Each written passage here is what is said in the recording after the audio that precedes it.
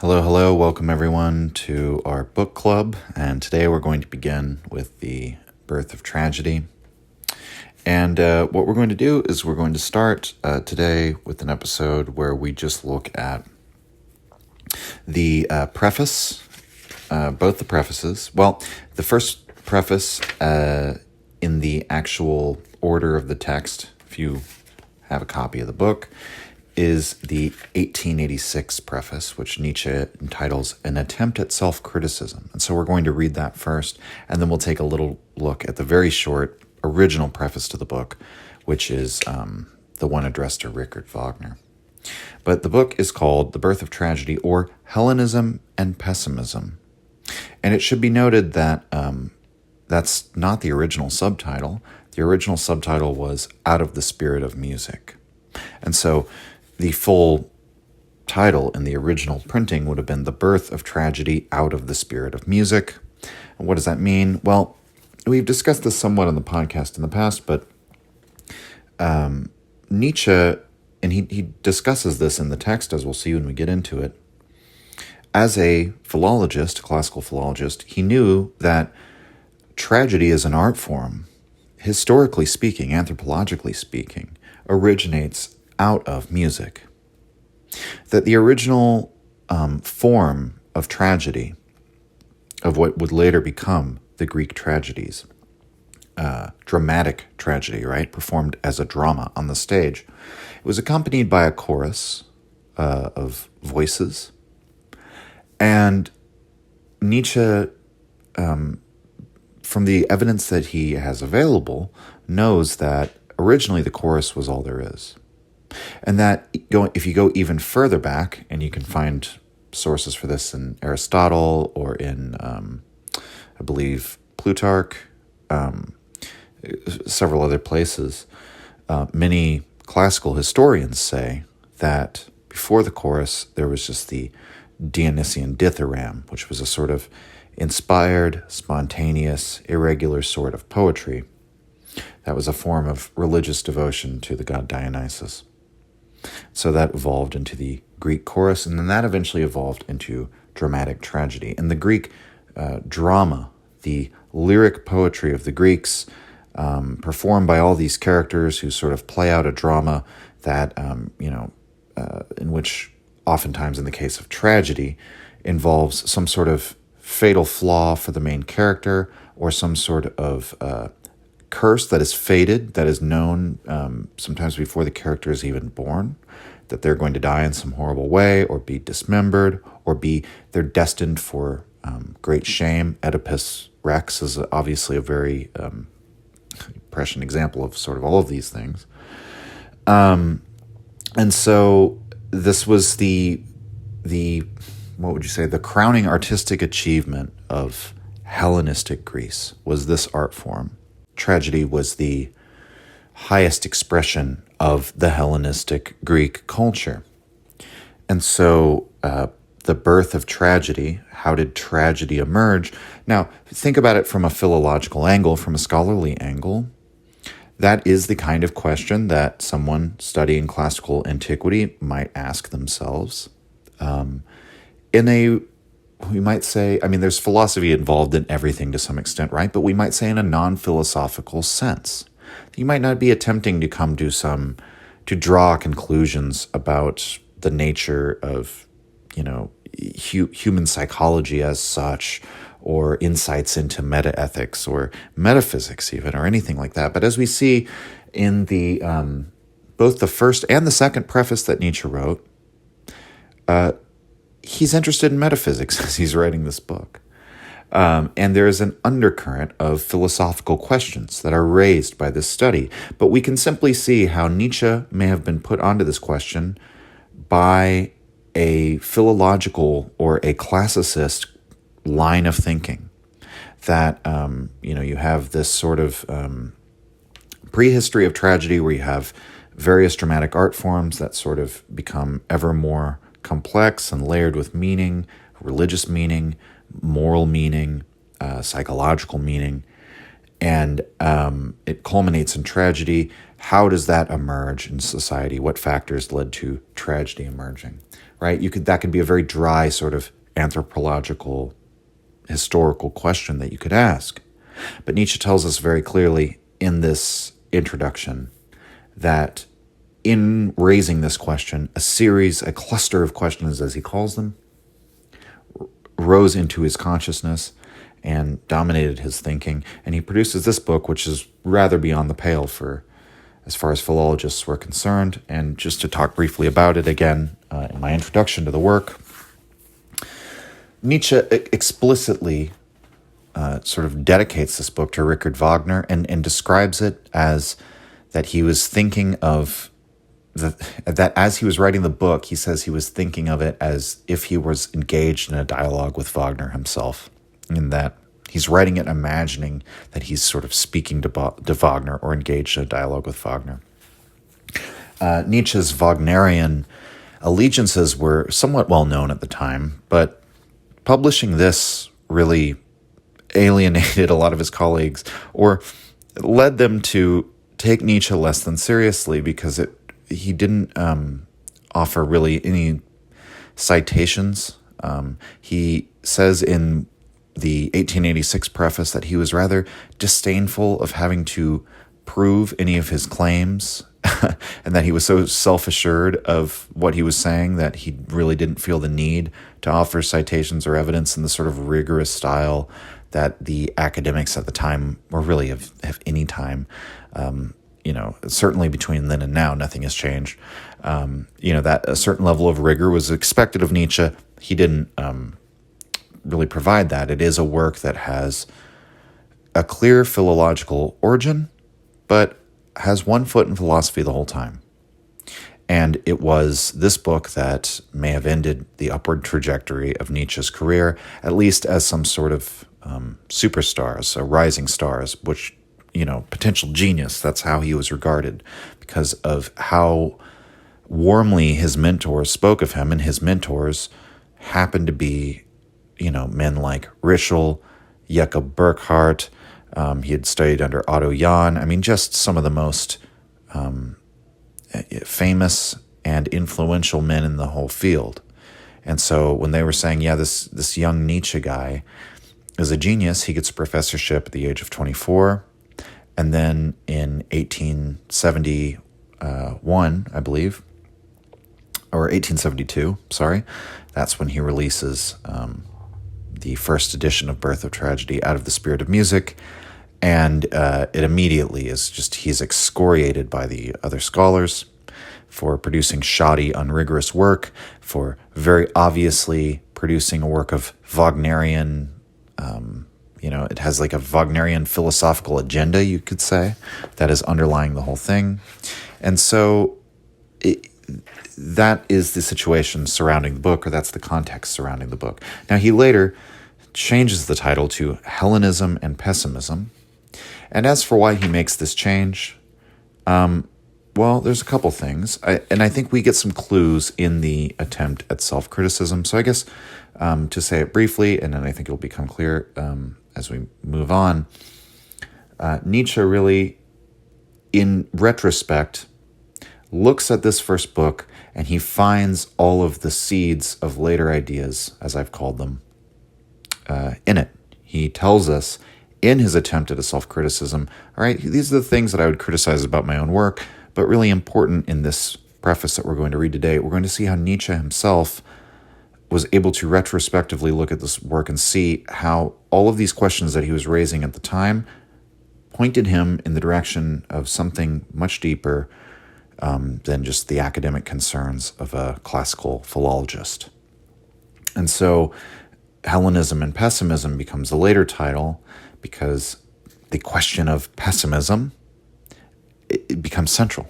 And Nietzsche sees pessimism as sort of hand in hand with tragedy, as sort of the same question, right?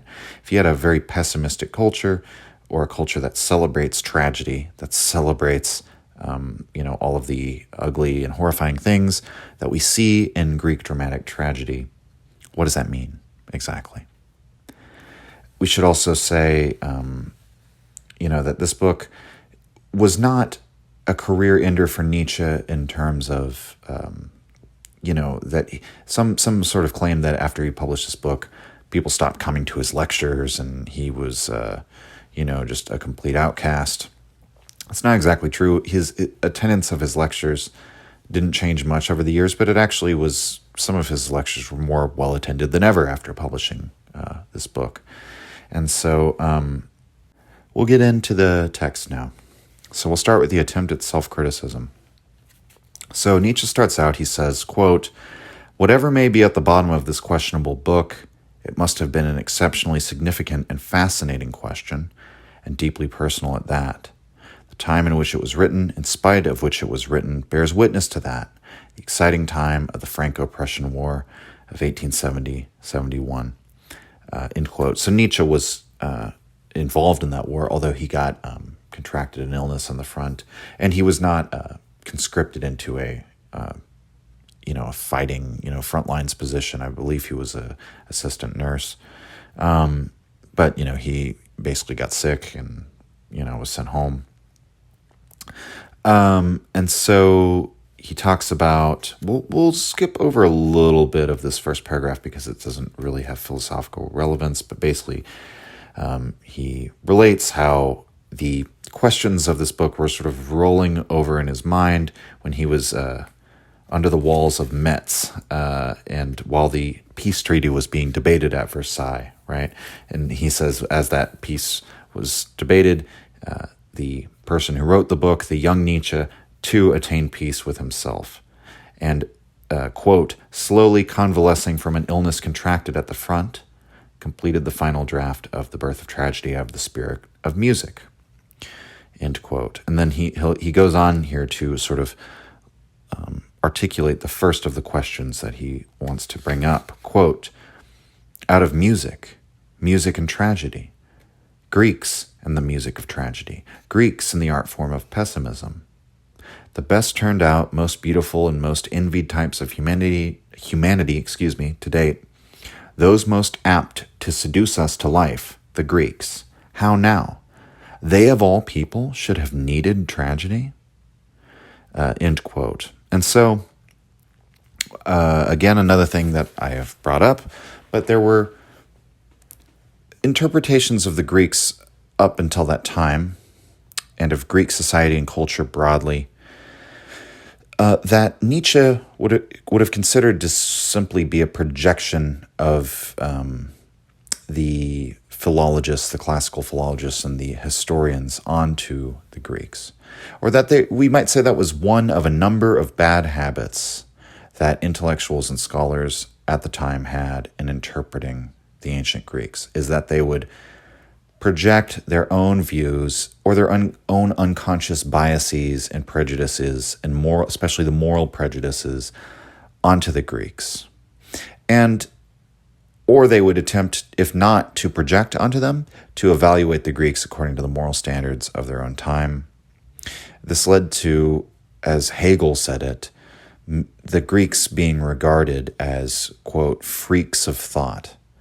Because when you do that kind of analysis, which doesn't really do the Greeks justice because you're not actually trying to understand them in the terms they understood themselves, what you end up with is sometimes nonsensical things, the things that you just can't make sense of, right?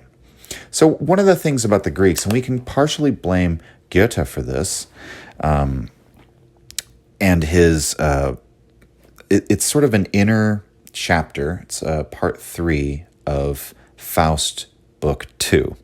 Book 2 of Faust is, it's like a 5-act structure, and the middle act is called Helena. Helena is like a strange dream.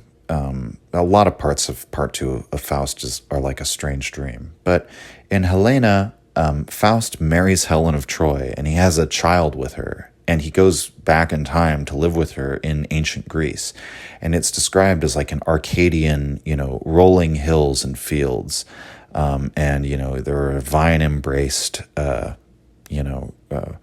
spires and ruins, or not spires, but, sort of like acropolises and things like that in the distance. And it's like it's romanticism as a way of projecting onto the Greeks. And this, Goethe is not entirely responsible, but he just sort of offers us one image in the zeitgeist that certainly pushed along that zeitgeist, that the image of Faust getting in touch with the ancient Greek culture and actually communing with it, going back to live within the cultural milieu of ancient Greece, the way that it's portrayed in Goethe's play is as this idyllic, natural, simplistic, and it's serene and cheerful. Others who had sort of put forward this idea, we might look to the sort of neo-pagan romantics, people like Keats, the Shelleys, to some extent Byron. You can look at a lot of these figures who were actually out there pouring out libations to Dionysus and explicitly saw the Greeks as a pre-Christian people who, importantly, were cheerful because they had not yet been stained by things like Christian guilt. That it was a purer time, a time of innocence, purer conscious, or purer or cleaner consciences, and a sort of more natural way of life where inner and outer could be unified. I mean, a Freudian could have a field day with this, right? I mean, it's basically the Freudian ideal of civilization. And so we may notice something about all this, right? That we'd basically, or the European intelligentsia at the time in the early 1800s during the Romantic period, this is all very well known, were projecting onto the Greeks because this was a well-known pre-Christian civilization, which nevertheless produced all this artistic beauty and, had architecture and math and science. So it's like they weren't barbarians, right? It's not like they're looking at, you're not looking at the Mongols or some other like steppe tribe who are like nomadic and don't have all these edifices of culture, except when they were like ruling and running other civilizations, right? You're looking at the Greeks. These people, created all these wonderful works of art and sculpture and poetry and so on and so forth. And so it's not the scary, barbaric pre-civilizational mode, right? But it is pre-Christian, and so it's that Garden of Eden construction that gets uploaded onto the Greeks, or that modifies our view of the Greeks, and that's how I would describe the way that the Romantics were looking at the Greeks. This is a pre-Christian era, so they don't know shame, they're innocent. It's before the man gains a knowledge of good and evil, right? And so they're just living in this idyllic simplicity, and so it's naturally cheerful. Now, some Nietzscheans might hear that and say, well, what's wrong with this view? And we'll see what's wrong with that view in Nietzsche's assessment as we continue. But there is a sort of similarity, or there's like a Venn diagram there where Nietzsche is almost a pseudo-romantic in some ways, or you can say that there are similarities between romantic thought and that of Nietzsche, even though, again, another thing we'll see in this preface as we continue is the explicit rejection of romanticism. And but Nietzsche, the important thing is, Nietzsche ultimately does wish to combat this view of the Greeks as being like sort of like naive children living in, like not literal children, but you know what I mean, like a sort of a race at the birth of time before this like stain was placed on humanity, living in natural simplicity. And it's not like, what is it that Hobbes says? Like no one desires the freedom, the desolate freedom of the wild ass, right? Which is Hobbes's way of saying that when people say they want freedom, really what they want is power over their lives and the lives of others. They don't want, freedom in the sense that, Rousseau would have claimed that we want freedom the way that the noble savage has it, right? Rousseau is another famous romantic figure. And so the question of tragedy now, to consider that, we see now why it becomes an interesting question, because Nietzsche is looking at sort of this view of the Greeks as this people of natural simplicity who lived in idyllic cheerfulness, and he's saying, well, hold on a minute. What about Oedipus Rex? What about these stories that they told and dramatized, and which seemed to have, hearkening back to ancient times as we go earlier and earlier, some sort of religious origin and significance to this like artistic performance that evolve into these portrayals of people who are fated to be killed, overthrown, mutilated, shamed, destroyed. Total, just terrible and terrifying. How does that fit with a culture that is living in this primal simplicity? Another good image, if you've seen Fantasia, the original Fantasia, I know there have been other ones. I'm talking about the OG Fantasia. Have y'all seen that? There's one of the, I'm sure you can watch this for free probably, and I haven't seen this in years. I'm just remembering it from when I was a kid, probably because I think there were breasts in it, like naked breasts. But and it was like, ooh, wow. But like when you're a kid. But it's like these frolicking centaurs and satyrs out in this, like natural landscape, right? That's, I think, a distillation of the romantic image of the Greeks. And so how does that fit with portraying these tragic things? And so Nietzsche says, quote, "You will guess where the big question mark concerning the value of existence had thus been raised. Is pessimism necessarily a sign of decline, decay, degeneration, weary and weak instincts, as it once was in India and now is, to all appearances, among us, modern men and Europeans?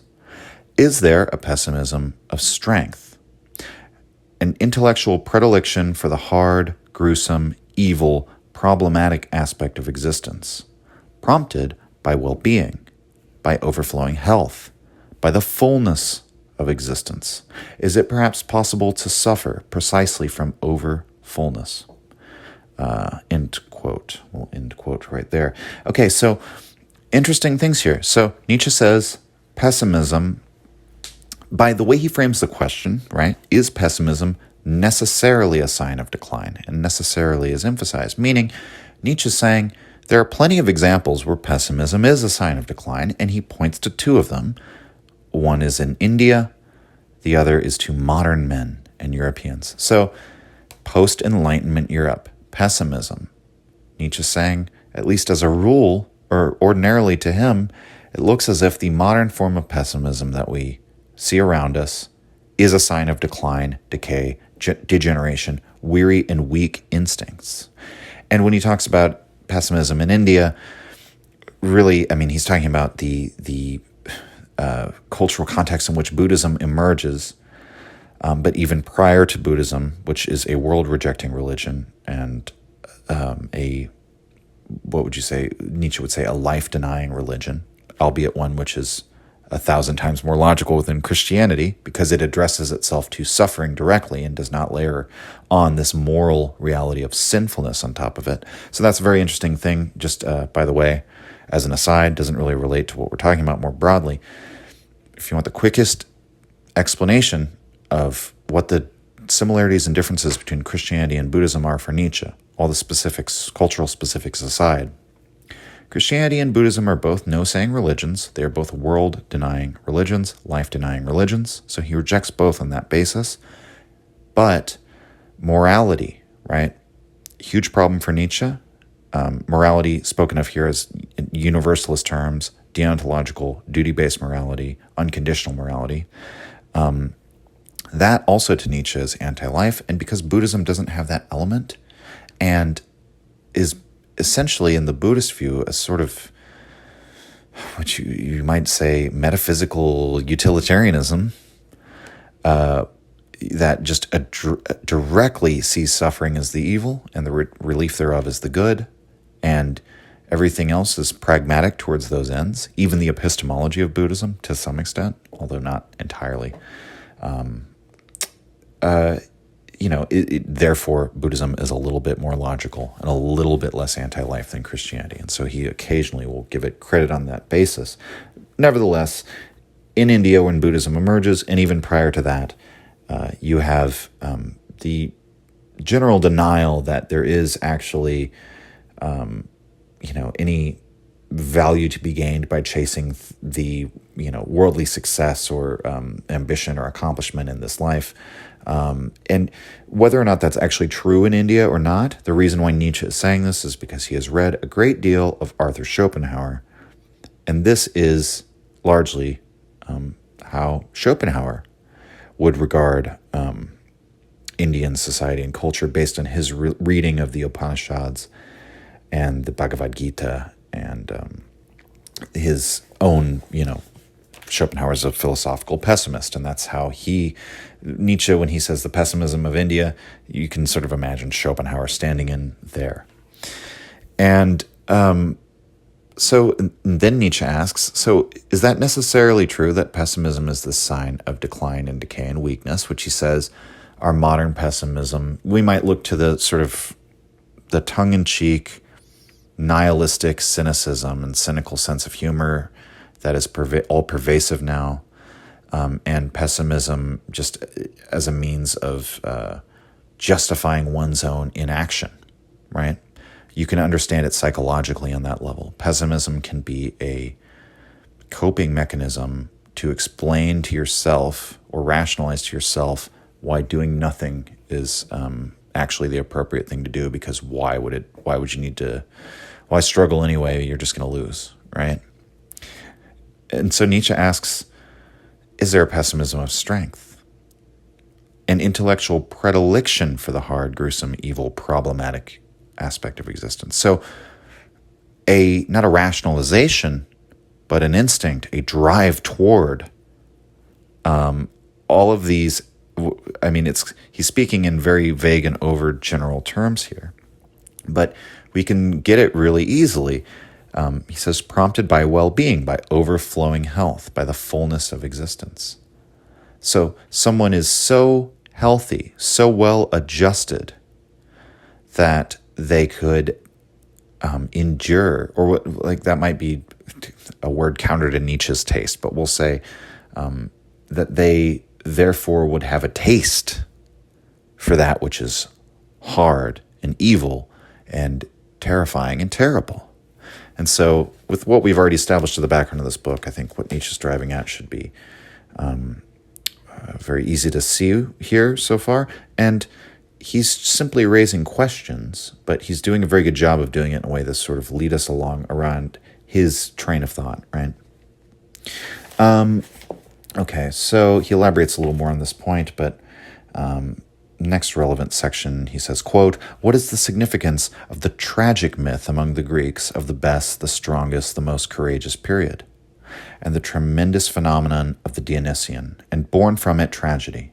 What might they signify?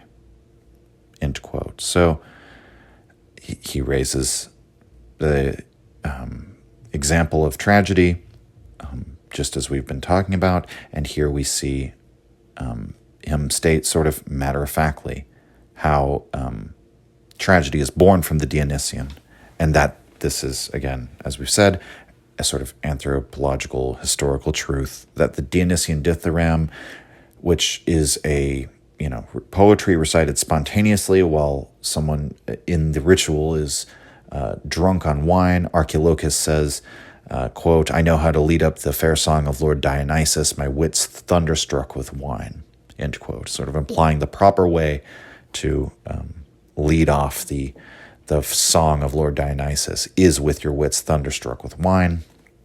And so from these dithyrambic poems, these improvised poems, we proceed to the chorus and then the Greek tragedy. And then Nietzsche says, quote, and again that of which tragedy died, the Socratism of morality, the dialectics, frugality, and cheerfulness of the theoretical man. How now might not this very Socratism be a sign of decline, of weariness, of infection, of the anarchical dissolution of the instincts? And the Greek cheerfulness of the later Greeks, merely the afterglow of the sunset. The Epicureans' resolve against pessimism, a mere precaution of the afflicted. And science itself, our science, indeed, what is the significance of all science viewed as a symptom of life? End quote. So what we see correlated in this passage is Socratism with a couple other words: the theoretical and optimism. And notice here, we can see very easily what happens if you invert the formula that we just used above, that there could be a pessimism of strength, where one who is overfull with life and health, for whatever that might mean, as Nietzsche has not really designated that in this text so far. But basically somebody might have a taste or an instinct for that which is hard and terrible and terrifying. Conversely, we might say that optimism could flow from someone who is weary or weak or degenerating. And so, okay, first thing, obvious criticism we could make of this attempt at a self-criticism is you might say, well, Nietzsche just said that pessimism comes from weariness and weakness, and here he just said optimism comes from weariness and weakness too. For Nietzsche, any label that you use for, really almost anything, you could do this sort of dichotomous analysis of it and say, okay, is this coming from a place of strength or a place of weakness? Is this a strong will or a weak will, willingness? And that is really the operative question. And that whether you are full of life or not is not something we can actually judge by whether you're an optimist or a pessimist, for example, right? Whether you consciously identify as that. That is not how we judge whether you are full of life, because either one of those things could manifest in a, we might say, in a weak way or a strong way. As a rationalization would be the weak manifestation, right? Now, it's sort of an open question whether there's an optimism of strength possible. I will say that because I don't think I've ever heard Nietzsche talk about it. Although I think Nietzsche's own philosophy, especially later in his life, could be classed as that. What else is the trusting fatalism of Goethe other than optimism, right? But Nietzsche would say no. It's like if you really truly trust in fate, you would be aware of the ways in which you're going to face tragedy. And he always prefers to view his own worldview in terms, often invoking things like christening it the tragic worldview or a Dionysian worldview. And so Nietzsche doesn't ever want to take our focus off of the hard, gruesome, evil, terrible aspects of existence that he references at the beginning of this. He thinks, I think, having inherited this disposition from Schopenhauer, he thinks that that's really key for honesty, is that you have to, if we're going to have a philosophy, a worldly philosophy, which Nietzsche's philosophy is, we have to be very hard-nosed, hard-boiled, honest about what the character of the world and of life really is. Don't, muffle, sweeten, falsify the truth. So, in any case, the tendency in a sort of weak manifestation of optimism or pessimism even is that rationalizing. And so we see then the link between the theoretic and the optimistic view. And we'll elaborate on this more as we go, but remember that link is there. These sort of unify in Socratism. The short version, again, as I'm trying to give a lot of short versions of these ideas in the beginning as we go, and they'll be elaborated as we continue, but I think it'll help you latch onto these ideas as you see them throughout the text, is that Socratism actually has a faith that mankind can be improved, that society can be improved. Like Plato is a utopian. Plato believes we can create the ideal republic, and that if you structure society in the proper way, that things will be at harmony, and that is an optimistic view, and it's theoretic at the same time, right?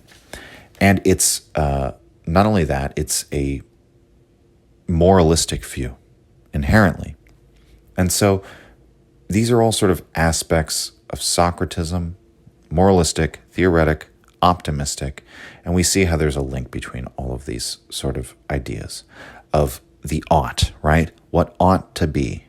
It's theoretical because it's not real, right? The ought. It's moral because obviously ought is moral language. It's prescriptive, not descriptive. And it's optimistic if you actually pursue an ought because you believe your ideal actually could be realized, that there is not some sort of tragic limitation that will stop it from being realized. And I love the imagery here of the afterglow of the sunset.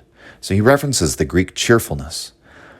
For one, he hints, this is an aspect of the later Greeks. And so it wouldn't actually obtain during the period of Hellenic Greece, which is the period that Nietzsche is interested in. And later he will make that distinction even more clear. But more than that, so not only is this sort of supposed cheerfulness not found at the beginning of the Greek culture, it's not a pre-civilizational sort of natural cheerful state. This is what we find when the Greeks are declining as a civilization. That's when we find these sort of easy optimism, naive cheerfulness, right, that so many people had projected onto them. He's saying, well, they did find something like that, but that was a symptom of their decline. It's sort of the illusion of, telling a story to the sick and dying man of like, oh yeah, you're going to be okay, and then we're going to go to your favorite restaurant tomorrow and all that. That Nietzsche's saying that's what optimism is. And so what does he say? To continue, he says, is the resolve to be so scientific about everything perhaps a kind of fear of, an escape from, pessimism, a subtle last resort against truth, and morally speaking, a sort of cowardice and falseness, amorally speaking, a ruse. O Socrates, was that perhaps your secret? O enigmatic ironist, was that perhaps your irony? End quote. So there's much you could make out of that line about Socrates. And so what is he saying about him? Well, he says, was this a ruse? Was it a cowardice and falseness? This Socratism, which, as we've said, has all these aspects: optimism, theoretical, moralism. And so morality, Nietzsche says this much later in his career in like Twilight of Idols, that morality is necessarily passes a judgment on what is. It condemns what by necessity actually exists and promotes in favor of that some idealized state which does not actually exist. Going back to the first episode of the podcast, this is Nietzsche's eternal struggle against idealistic thinking. I'm not using idealistic in a philosophical sense here. Idealistic in the colloquial sense, right? And that it is literally you're condemning reality. You're not respecting necessity. That I know you can imagine that things could be different in all sorts of different ways, but in fact, there's only one actual reality, and it's right in front of you. And so Socrates, what is his great irony then? Well, Socrates is all about the truth. He's all about reason, really, is what he's about. It's not that Socrates claims to be in possession of some sort of unvarnished truth. Quite the opposite. He says he's the man who knows, he's most aware of his own ignorance. But by having this principle of reason, which Socrates believes to be binding upon all minds, and following it studiously, Socrates wishes to avoid as much falsehood as he can. And yet, Nietzsche's alleging, was Socratism a sort of ruse? Because he's saying, what is it a sort of cowardice and falseness? Is it our way of sugarcoating the truth? This sort of Socratic optimism. And so what Nietzsche's hinting at here, we could see the very basic level could be Socrates' irony, that he was untruthful or not entirely truthful in his attempt to make the truth the highest value, right? But that's a little bit low-hanging fruit. I think really we need to consider how unartistic Socrates is, and the fact that Nietzsche thinks of art as fundamentally deceptive or concealing the truth. That this is the main difference between art and philosophy. And if Socrates is sort of painting over the world with this sort of false sheen or coat of paint or syrup upon the world, sweetening things, falsifying things, if he's committing this ruse, crafting this illusion, Socrates is a sort of artist. And so that would be the great irony, that the anti-artistic Socrates, that ultimately that very position itself is best described as Socrates' aesthetic. So, very interesting. So then we get to section 2 of this preface, and very important beginning to this section when Nietzsche says, quote, "What I then got hold of, something frightful and dangerous, a problem with horns, but not necessarily a bull. In any case, a new problem. Today I should say that it was the problem of science itself. Science considered for the first time as problematic, as questionable." End quote. So, a problem with horns, but not necessarily a bull. So it's a problem with horns because it's a dilemma. What does dilemma mean? It means literally two horns. It means you go one way, you're gored by one horn. You go by the other way, you're gored by the other horn, right? Do you want to get gored by the left horn or by the right horn? And so what is it with the problem of science? Well, science is considered for the first time as problematic and as questionable. Why is that a problem with horns? Well, to put it rather as straightforwardly as I can, in a way that Nietzsche will later elaborate, it's that same scientific will to truth that drives Nietzsche to encounter the problem of science, to call into question the will to truth itself. This is terminology he's not quite using yet, but he makes it very clear in the book that the unconditional will to truth is the foundation of science. And again, another irony or sort of paradox is that if you take that to its logical and ultimate conclusions, you have to apply that will to truth to the will to truth itself and ask, as Nietzsche does at the beginning of Beyond Good and Evil, for example, why truth? Why do we seek truth? Why not falsehood? What if falsehood is more amenable to life? What if it's more life-promoting to live under illusion, to live under a sort of religious or cultural or moral enchantment? What if in every way that makes us stronger, healthier, better? And the issue is,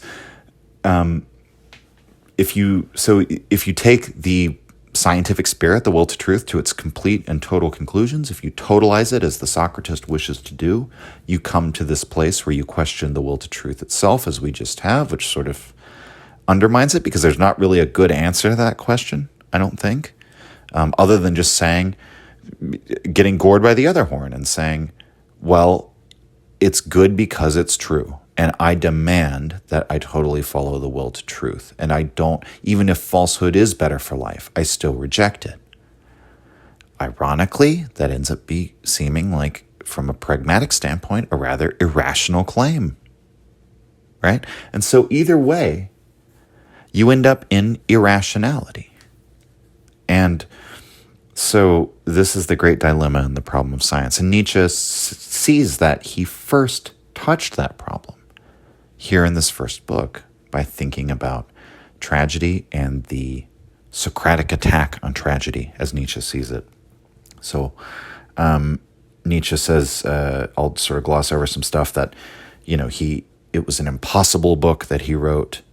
He calls it an impossible book because he wrote it in his youth, but it was a task so uncongenial to youth. And I think he's simply saying that, maybe this was the kind of thing that it was unusual to be thinking about in such depth at the age of 24, or a little bit older.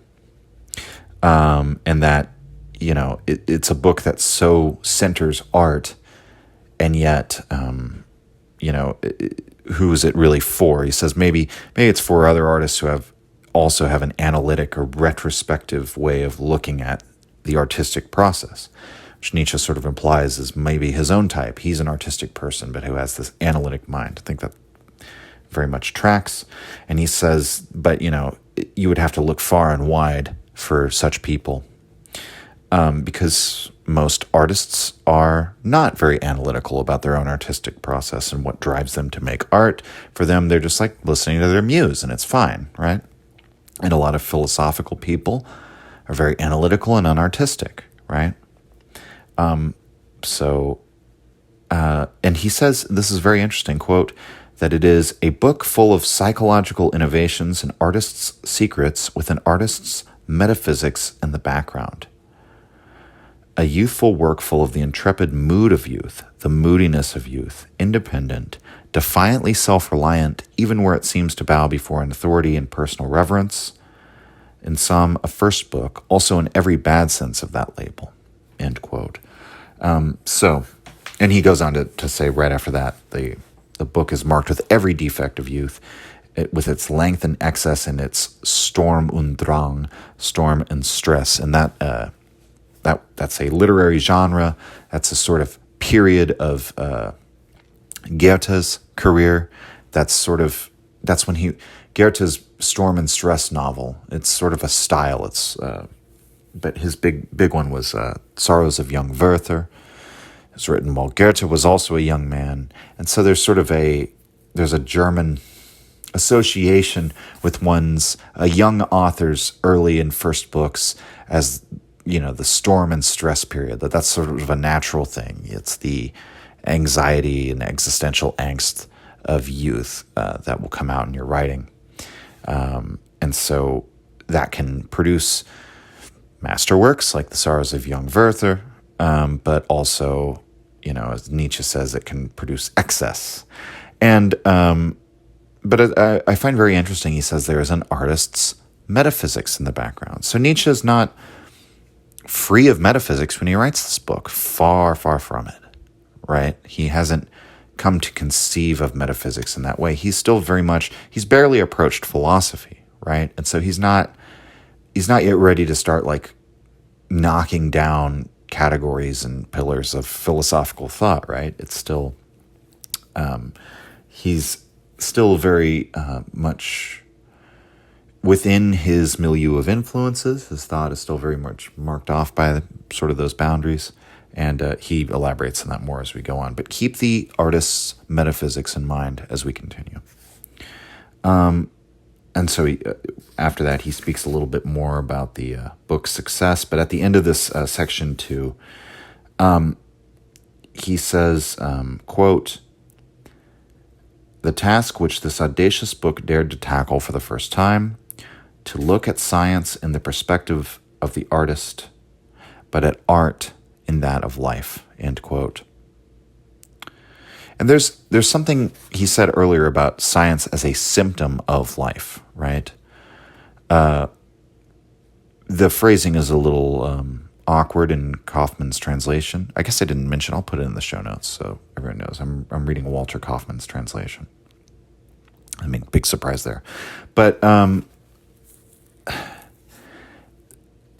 he's a symptom of life. It's awkward phrasing because it makes it sound like life is a disease that like science is a symptom of. That's not what he's saying. And it's a little clearer in other translations, actually, that he's saying he's simply emphasizing science as an effect and not a cause, or that's maybe an awkward way of putting it, as a manifestation, as something superficial, as something secondary, as something not primary or fundamental. It's a sign, it's a symptom, it's something outward, something in the appearance. And he's looking at art here from the perspective of life, and he later talks about art in the same language as a symptom of life. Again, what he means to say here is that he intended in this book to look at a culture's artistic productions in the same way we were speaking of earlier, to examine what it says about their underlying level of vitality, healthfulness, whatever you want to call it. How weary is this culture? How much drive do they have to continue on, to continue expanding, living, and so on?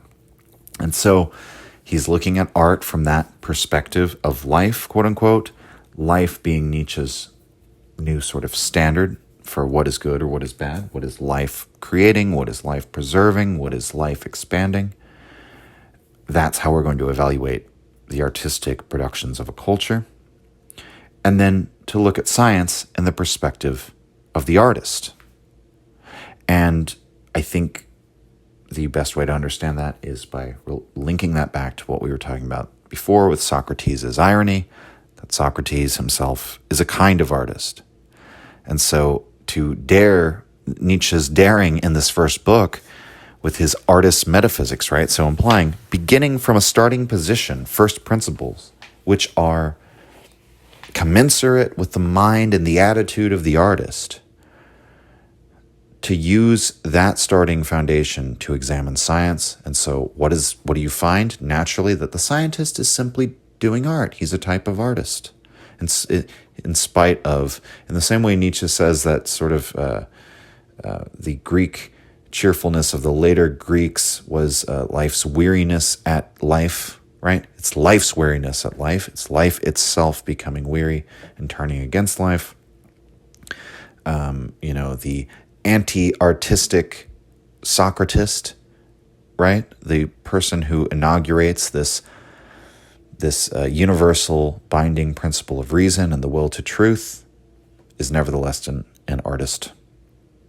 And so then in section 3, Nietzsche, he lays into his own book again to let us know so that you really get the picture. He says, quote, "To say it once more, today I find it an impossible book. I consider it badly written, ponderous, embarrassing, image-mad, and image-confused, sentimental, and places saccharine to the point of effeminacy, uneven in tempo, without the will to logical cleanliness, very convinced and therefore disdainful of proof, mistrustful even of the propriety of proof, a book for initiates, music for those dedicated to music, those who are closely related to begin with on the basis of common and rare aesthetic experiences, music meant as a sign of recognition for those close relatives in artibus." End quote. So Nietzsche loves his run-on sentences, so I'm he starts in one place and ends in a completely different place here, but I don't think Nietzsche's not being very charitable with his own work. Perhaps that can be forgiven. We can look upon that itself rather charitably. It's very easy to be down on yourself and your own work, especially when it is manifestly flawed, as most people seem to agree that Birth of Tragedy is. But I would say most modern scholarship is far more forgiving and charitable to Nietzsche than he is to himself. And I didn't read from any of it because I don't think it's really important that we do so. But in the translator's introduction, Kaufman sort of notes how the book has been rejuvenated by recent scholarship. I mean, just as an example, what do we have here? There's a good quote where he says, this is G.F. Else, Gerald F. Else. He says, "The Birth of Tragedy is a great book by whatever standard one cares to measure it," and he adds, "The Birth of Tragedy has cast a spell on almost everybody who has dealt with the subject since 1871.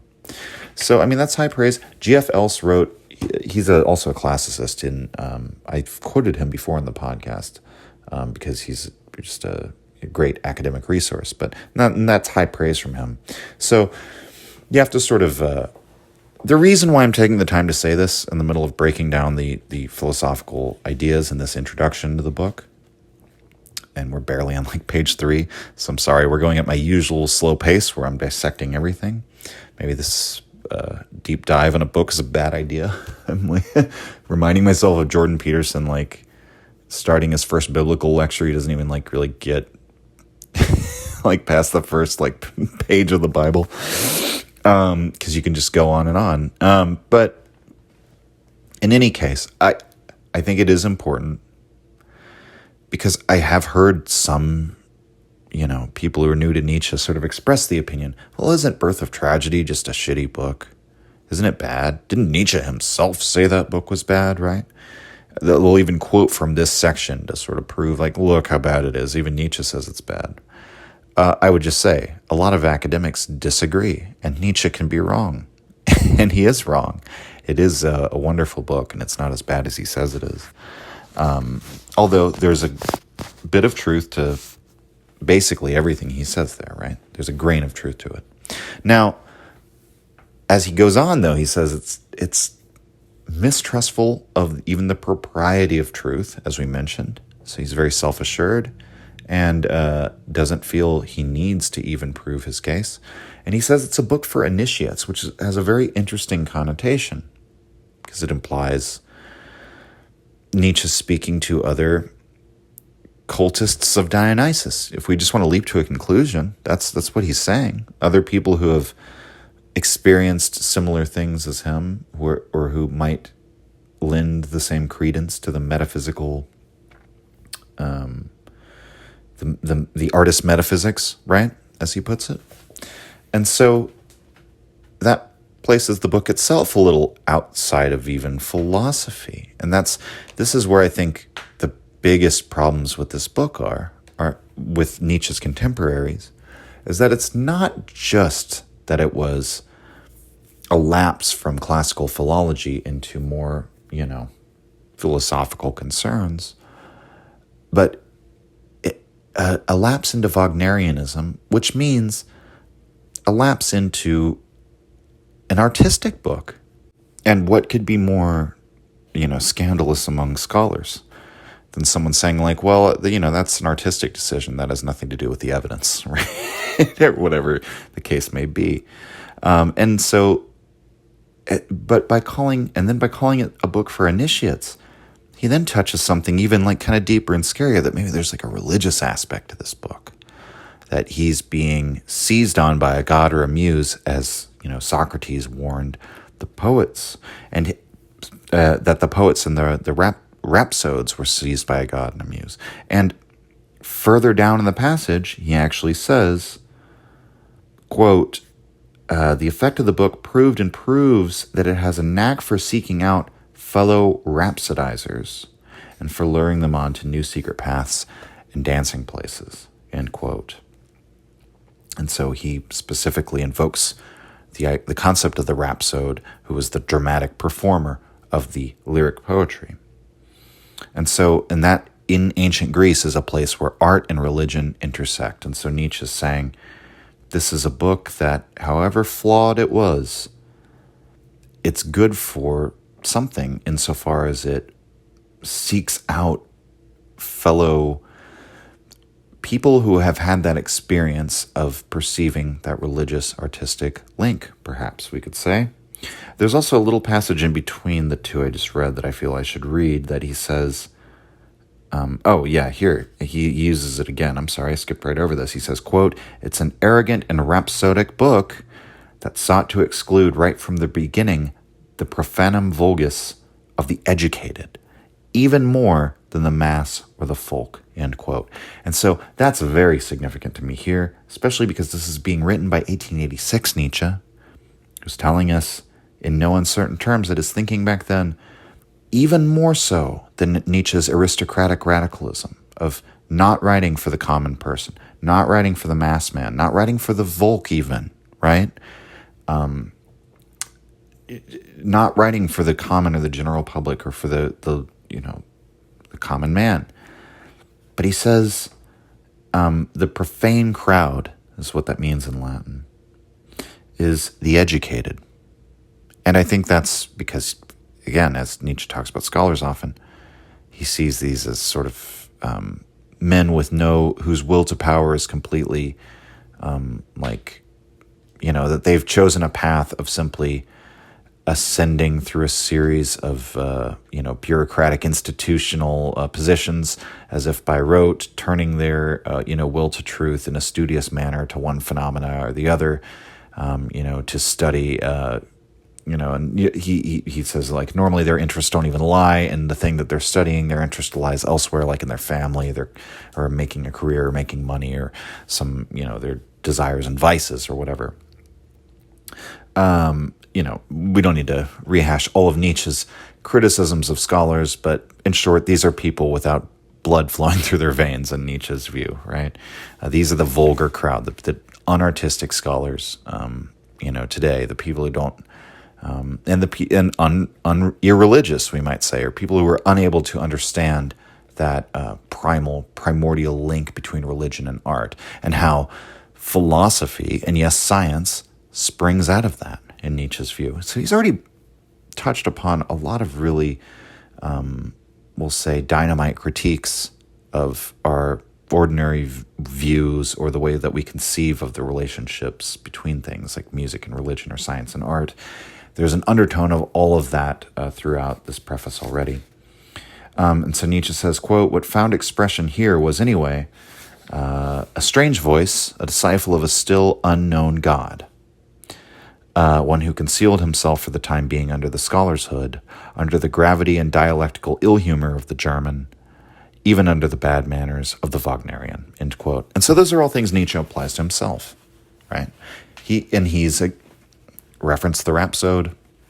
He's about to explicitly name Dionysus, but he's saying this is a still unknown God. He didn't know. He is like a rhapsode who was seized by the god Dionysus, whose name he did not know yet, and it was concealed under, the full, beautiful expression of this Dionysian feeling that he's having at the time. In his retrospective analysis of himself, what Nietzsche's saying is, well, it was all concealed under kind of my flaws at the time. I was a Wagnerian. He says the dialectical ill humor of the German. Nietzsche is German, as much as he criticizes German philosophers. And German philosophy is dialectical, post-Hegel. This scholar, concealed also under the scholar's hood. Nietzsche at the time is a scholar. And so he says, quote, "Here was a spirit with strange, still nameless needs, a memory bursting with questions, experiences, concealed things, after which the name of Dionysus was added as one more question mark," end quote. And so I think Nietzsche, we should really take a pause here and consider. So he's saying, I had all these cluster of questions about the nature of, the tragic art form, how this relates to pessimism, and how we have historically viewed the Greeks and projected our romantic sentiments onto them. And, is perhaps the tragic feeling a symptom or a sign of a healthy, over full soul? Is perhaps the optimistic feeling simply the afterglow, the decline, the cheerful hopes of a man on his deathbed? Is that what Socratism comes out of? But he's saying a final question mark is added, or not a final question mark, but one more, perhaps more significant question mark, we'll say, of Dionysus is added onto, thrown into the bargain, as Nietzsche likes to say.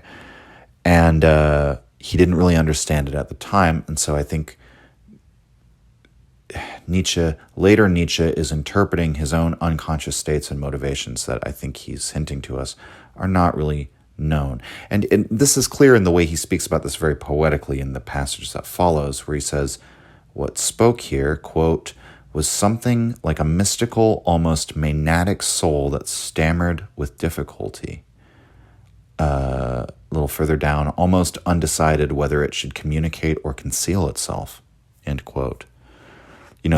He says a Maenadic soul. The Maenads they're these female servants of Dionysus, or Bacchus later in the Roman tradition. And so yeah, again, he's not sure if I think he's looking at something unconscious within himself that was perhaps, those strange, wicked, questionable questions, as Nietzsche likes to call them, that we've all probably had that experience today, where you have that thought, where you question something, some dogma, that in the common morality or the common civic religion, it's not okay to question it, right? And so maybe that's what he means, that some of the questions he's having, he doesn't he's not sure how to communicate them, and he's not even sure if he should. And he says, quote, "What I had to say then, too bad that I did not dare say it as a poet. Perhaps I had the ability." And so we might actually be thankful that Nietzsche didn't express it as a poet. I'm a defender of Nietzsche's poetry, right? I'm an enjoyer of Nietzsche's poetry, in spite of the fact that it's very fashionable to bash on Nietzsche's poetry. But the very fact that it is fashionable to bash on Nietzsche's poetry shows you he's just was never destined to be universally popular. Because a man who writes as well as Nietzsche with his prose, you'd think there wouldn't be so many detractors of his poetry. But it's very common to find, and so I think we can safely say that it is of second rank, just simply in terms of the grand scheme of things and the critical opinion of the people in general, I guess we'll say. Whereas, if he had tried to express himself poetically, I'm simply saying maybe the soil is not sown for his later philosophy. So he concludes this section here where he says, above all, the problem that there is a problem here, and that the Greeks, as long as we lack an answer to the question, what is Dionysian, remain as totally uncomprehended and unimaginable as ever. End quote. Now, Kaufman notes in his footnote here, I'll just read from Kaufman's footnote, quote, "The conception of the Dionysian in the birth of tragedy differs from Nietzsche's later conception of the Dionysian. He originally introduced the term to symbolize the tendencies that found expression in the festivals of Dionysus, and contrasted the Dionysian with the Apollonian, but in his later thought, the Dionysian stands for the creative employment of the passions and the affirmation of life in spite of suffering." End quote. I would actually differ with Kaufman there, because I think really the Dionysian is more fundamental than that. What Kaufman's giving there is a description of a great man in the mind of later Nietzsche, and he's really drawing on the fact where he calls Goethe a Dionysian in Twilight of Idols, which is a very important passage for understanding what Nietzsche's talking about, what the possibilities of the Dionysian are, right? That it's no longer just wild revelry and self-forgetting, which is how the Dionysian is going to be discussed in this book. That the Dionysian really comes to stand for, in Nietzsche's later thought, is life itself. And what is life? Life confided the secret to me, I am that which overcomes itself, right? Life overcomes life, life overcomes itself. The character of life is self-overcoming. Fancy way of saying, life is not being, it is becoming. There is no stable, permanent, enduring state of being a living being. Living beings are always changing and transforming and becoming something new. And in Nietzsche's view, the Dionysian is to recognize this and to live in such a way that life expands. The other secret, of course, that life confides to Zarathustra in his parable about speaking with this incarnation of life, and one of the parts of Thus Spoke Zarathustra is that life says that it is nothing but will to power. Fundamentally, that's what it is. And so the Dionysian has a link with this concept of the life affirming, the life expanding, and what Nietzsche defines that as is living in accord with will to power. Now, in some sense, all things accord with will to power, since Nietzsche thinks it constitutes all possible action, maybe even all phenomena. And yet, no, because will to power, in the same way that science, the will to truth, for example, could undermine itself, will to power could also undermine itself. And you can express power in ways that actually make you weaker, right? So are you expressing power in ways that open up new options, new avenues for new power, and making yourself stronger? That is what later the Dionysians comes to signify. And it's confusing here because in this preface written by later Nietzsche, I think he conflates the two. That's my honest reading of this, is that I think now there is a way of sussing this out, actually. I think what later Nietzsche would say is that young Nietzsche, even though he is writing a book in which the concept that he designates, Dionysian, refers to this specific thing, which is the ritual intoxication and dancing and self-forgetting in these Greek rituals, right? Which is very different from the more fully developed picture of the Dionysian, which is this sort of like based on these underlying principles of life that the pagans understood, but that we've lost, and that, it involved this idea of self-commanding, and that Goethe, even somebody like Goethe, can be a Dionysian, right? Or Napoleon or something like that. I think what Nietzsche would say is that even though he designates the Dionysian that way in this early text, he nevertheless encountered the Dionysian in that broad sense that he would understand later. He unconsciously or intuitively understood that from his reading of the Greeks. He saw this thing in the Greeks that he later gave the name Dionysian. And so that's really what this next part is about. This next section of this preface. He says, quote, "Indeed, what is Dionysian? This book contains an answer. One who knows is talking, the initiate and disciple of his God." End quote. Really quick interjection. Once again, Nietzsche brings in the language that he's speaking of something for which he has knowledge that is divinely inspired, that is, or inspired by a muse, right? But he goes on to say, quote, "Now I should perhaps speak more cautiously and less eloquently about such a difficult psychological question as concerning the origin of tragedy among the Greeks," end quote.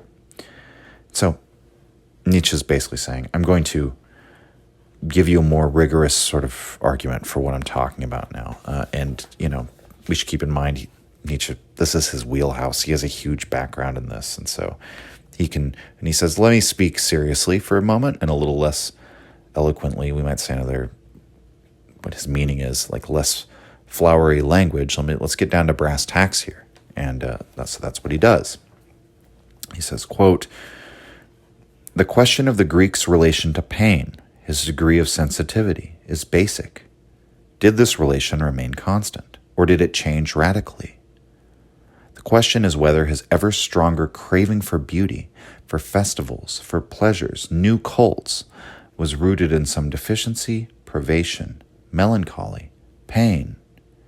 Supposing that this were true, and Pericles or Thucydides suggests as much in the great funeral oration, how should we then have to explain the origin of the opposite craving, which developed earlier in time, the craving for the ugly, the good severe will of the older Greeks to pessimism, to the tragic myth, to the image of everything underlying existence that is frightful, evil, a riddle, destructive, fatal?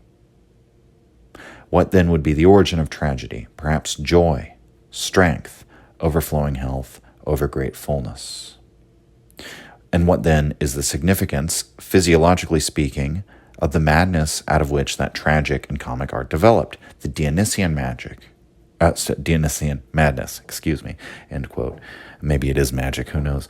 Okay, so much of that should be clear given the comments I've already made as we've come throughout, but notice, so he makes it very specific. He says, what we're asking here is whether pessimism directly correlates to the Greeks' relation to pain. Or another way of defining that, his degree of sensitivity. Did it remain constant or did it change radically? And so he classifies this tragic, the tragic myth, as satisfying a craving for the ugly, the image of a craving for everything, the image of everything that is frightful, evil, a riddle, destructive, and fatal, and implies that as the Greek sensitivity to pain increased, and he calls this physiological. Again, with Nietzsche, everything flows from the physiology, from the material, from the body, from the physical. What is rational, what is spirit, what is moral, all of these things. These are post hoc, they're second order, they're superficial, they're symptoms, they're signs, right? They're the effects, they're not the cause. And so he has the radical idea here that there is a physiological change in the Greeks' ability to endure pain, or their sensitivity to pain, how much pain they can tolerate before they have to somehow muffle that pain or suppress that pain or have a sort of narcotic for that pain. And so art can be that narcotic, right?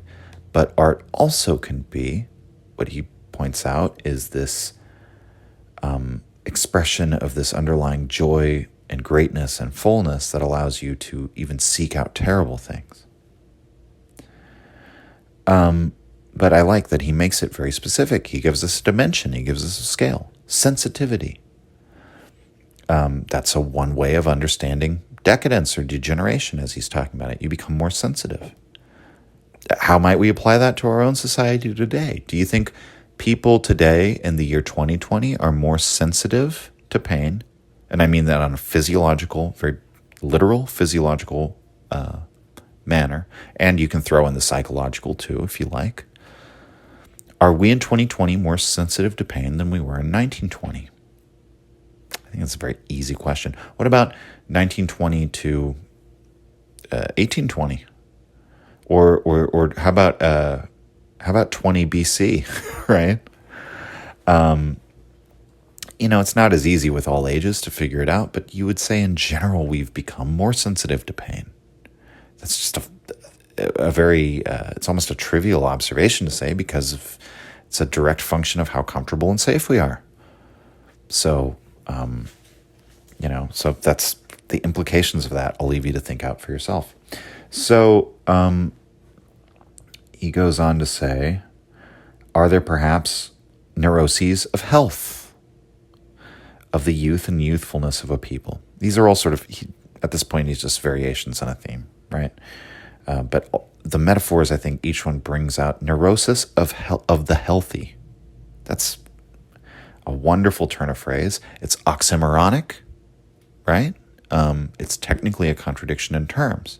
So it's poetic. That's one of the central, what would you call it? Techniques of poetry that you can say is why the poets lie too much and why they can be vague and hard to interpret and they're concealing something. But there's something that there are some things you can only say through that poetic contradiction, right? Of a neurosis of the healthy. How else could you get that idea across without that contradiction? And then Nietzsche asks a very fascinating question that comes up again in the text. Quote, where does the synthesis of God and Billy Goat in the satyr point? What experience of himself, what urge compelled the Greek to conceive the Dionysian enthusiast and primeval man as a satyr? End quote. So that's a very interesting question. Why all these half man, half beast chimeras? As the Greek, so we were speaking earlier of, ironically, in a animated production that portrays these half man, half beast hybrids, centaurs, right? But that Fantasia cartoon, or Goethe's Helena, or the way Shelley conceived of the god Pan, that is our backward-facing projection onto the Greeks of what a more idyllic, more natural state of man was. But what were the Greeks' backward-facing projections of what a more natural, earlier state of man was? What did that look like? And when we look to what the Greeks said, it's the satyr. It is those very half-man, half-beast things that were not portrayed as living in this sort of idyllic, peaceful harmony, but as, centaurs abduct women and rape them. They're not benign at all. They're, like all things in the ancient world and in ancient mythology, they have the power to harm you often. So this raises a huge question, what is that all about? And I won't elaborate on that at the moment because I would like to get this in under 2 hours. And we'll get into it as we go in with the text. But And then he says, quote, "And regarding the origin of the tragic chorus, did those centuries when the Greek body flourished and the Greek soul foamed over with health perhaps know endemic ecstasies, visions and hallucinations shared by entire communities or assemblies at a cult? Should the Greeks, precisely in the abundance of their youth, have had the will to the tragic and have been pessimists? Should it have been madness, to use one of Plato's phrases, that brought the greatest blessings upon Greece? And on the other hand, conversely, could it be that the Greeks became more and more optimistic, superficial, and histrionic precisely in the period of dissolution and weakness, more and more ardent for logic and logicizing the world, and thus more cheerful and scientific?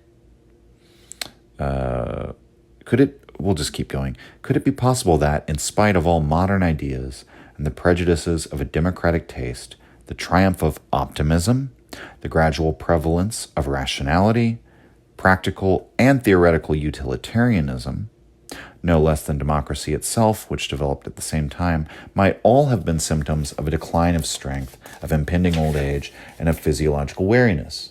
These, and not pessimism, was Epicurus an optimist precisely because he was afflicted?" End quote. So, notice he emphasizes the Greek body flourished. And he doesn't neglect, the mind or the soul. He says the Greek soul foamed over with health as well. But he suggests, again, neuroses of health. He just got done posing the question, could there be neuroses of health? And then he says, maybe there were endemic ecstasies and visions and hallucinations shared by whole communities and assemblies at a cult. Nietzsche's raising the question of, are there collective shared hallucinations that are manifestly not real, right?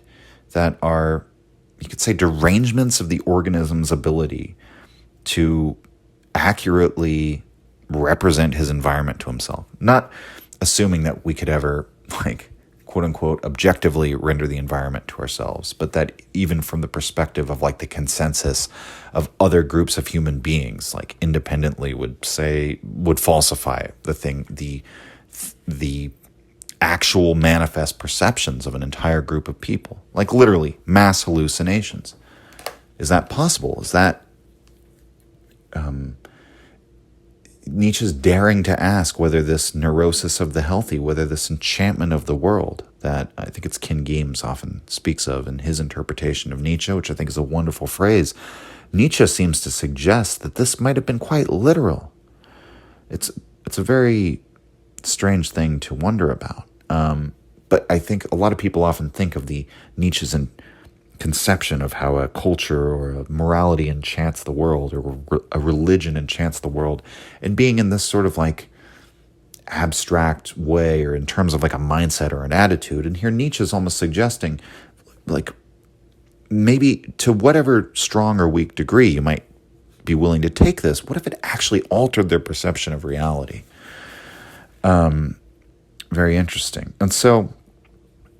And then he raises a series of questions, again, sort of a reiteration on the same theme. Then we get to where he's denouncing optimism, rationality. So we have optimism in the theoretic again, basically. Practical and theoretical utilitarianism, and democracy itself at the same time. He's saying all of these could be symptoms of a decline in strength. And notice they all correlate with Socratism, right? That's sort of the end. That's the end state that all of this ends up driving at. Democracy comes from the universalism, the universal binding of reason. Optimism comes from the idealism, the utopianism, the rationality, the theoretical angle of it. And then, yeah. So I think that's more or less clear. He concludes that section by saying, what, seen in the perspective of life, is the significance of morality? So remember, there's this issue with morality as being, quote-unquote, anti-life, or necessarily taking us away from the real and into the ideal. That is characteristic of the way Nietzsche thought of unconditional morality, deontological morality, and so on during this period of time in his life. And so we can imagine where you're saying, from the perspective of life, what is the significance of morality? It would be as part of this decline, right? So, continuing into section 5, Nietzsche continues on sort of this train of thought, and he says, quote, already in the preface addressed to Richard Wagner, art and not morality is presented as the truly metaphysical activity of man, end quote. So I referenced this at the beginning. Nietzsche goes on to say, quote, in the book itself, the suggestive sentence is repeated several times. The existence of the world is justified only by an aesthetic phenomenon. That's one of the most famous utterances in all of Birth of Tragedy. And actually, in the meat of the text, in the original text, as Kaufman points out, it's just like a parenthetical remark, right? It's in parentheses. It's like a side thought, right? But he says, so in the preface, as we'll get to at the end, that he writes to Richard Wagner, he says more or less the same thing there. Art is the truly metaphysical activity of man and not morality. And the significance of this is that it's sort of the difference between the splitting of the world into the true world and the merely apparent world, the world of mere appearances. We've been talking about that for quite a long time on the podcast. I'm not going to elaborate on that too much because I feel like if you're listening to this, you need to have a basic understanding of that idea, and it's like been so sewn throughout the show that you should have a basic understanding of it by now. But roughly speaking, right, Heraclitus for Nietzsche is, we'll use Heraclitus because it's very easy to speak within sort of the terminology, the lexicon that Heraclitus leaves us to understand Nietzsche's thought on this. In Nietzsche's interpretation of Heraclitus, being itself, the true world, quote unquote, is not the world beyond our senses that we do not perceive, that our senses only give us a mere hint of and a symbol of, but the real world is objective and it's out there beyond us, right? No, to Heraclitus, reality manifests in the appearance, and that it's the very cloth and essence of being, right, is becoming, is appearance. We could say this is carried forward into modernity before Nietzsche by Hegel, for example, who, there's the whole concept of Erscheinung. I talked about that a little bit with Muller. You can listen to our interview on that if you want to revisit that concept. But then this is the side also then that Nietzsche comes down on, of the elevation of appearance, right? That the world of appearances, the world of the senses that we live in, that is what Nietzsche says is of the, what would you say, is primary, is what we should, that's the world that we should live in primarily, and that we should regard as real. And you might say, well, what does that mean? It's like, well, in the sense that it's the world of everything that you care about and desire, and is that not good enough for you, right? So, like, you need to be like assured of its objective reality, independent of the human mind, for whatever that might mean. It's like independent. What is reality independent of the mind? Well, you by definition can't conceive of that. So, good luck getting any use out of that concept, and that's sort of where. That's where the Kantian phenomena noumena thing whole kind of ends, right? Where, in any case, so with all that in mind, Nietzsche correlates here in this passage aesthetics with the world of appearance, and morality is with that true world, that it's correlated with the true world. And there's a sense to this. The moralizing tendency is that tendency to say, well, this is the way things ought to be. This is my ideal of what things should look like. This is the, this is like the Platonic form, right? You have these series of moral dictates or ideals that sort of stand as a law and a judge above everything else. And if everything is not conforming to the moral form or the moral idea that it should conform to, that's because this world of appearances is merely a pale imitation of that world. And of course, therefore, morality always ends up judging and condemning the world, condemning what is, condemning what's real. Whereas aesthetics and art is in the domain of appearances, right? Art is about, it is of the senses, right? Whether you're talking about visual arts or auditory arts, you could even say, if you want to hit other senses, culinary arts or something like that, right? So anyway, we'll go on with this passage. I think that will provide you with a very interesting way of looking at what Nietzsche's saying. So he says, quote, "Indeed, the whole book knows only an artistic meaning and crypto meaning behind all events. A god, if you please, but certainly only an entirely reckless and amoral artist god who wants to experience whether he is building or destroying, and the good and the bad, in his own joy and glory. One who, creating worlds, frees himself from the distress of fullness and overfullness, and from the affliction and the contradiction compressed in his soul." End quote. So there's a passage in Zarathustra where he says he once conceived of all existence as the creation and manifestation of a suffering God.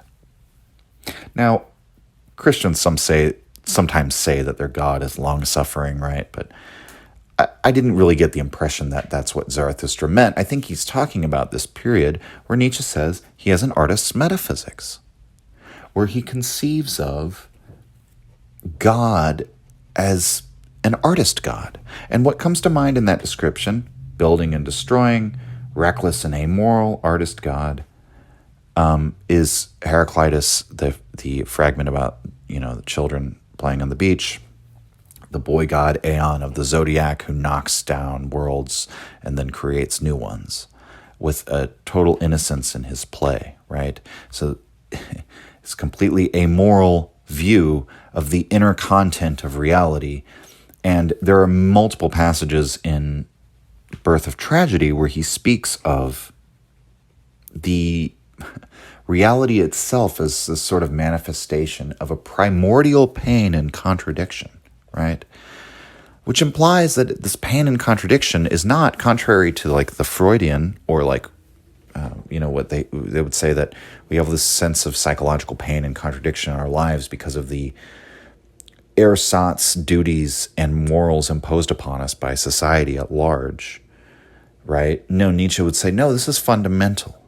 All life is painful and contradictory. And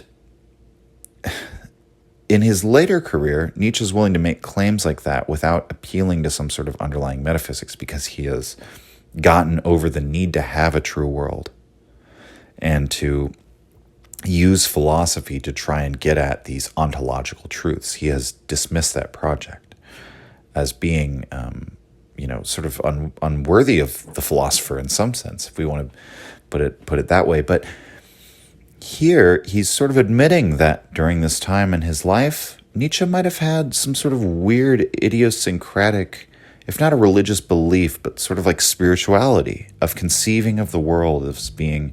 I mean, we might look at that in like Brahmanic or Buddhistic terms. It makes perfect sense, right? That sort of is the underlying religious claim in Hinduism that, actually, let's look at the way Schopenhauer describes it, because that's how Nietzsche would have probably thought of it.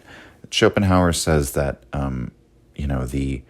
the world is, of course, it's all of it is all that we are, and everything around us is all the divine. It's all the Godhead merely placed into this mortal form, this temporary form. But our actual substance, our essence, is the Godhead, the Brahman. And what that means is that the Brahman created reality as a sort of mistake, as his sort of original sin of the Godhead.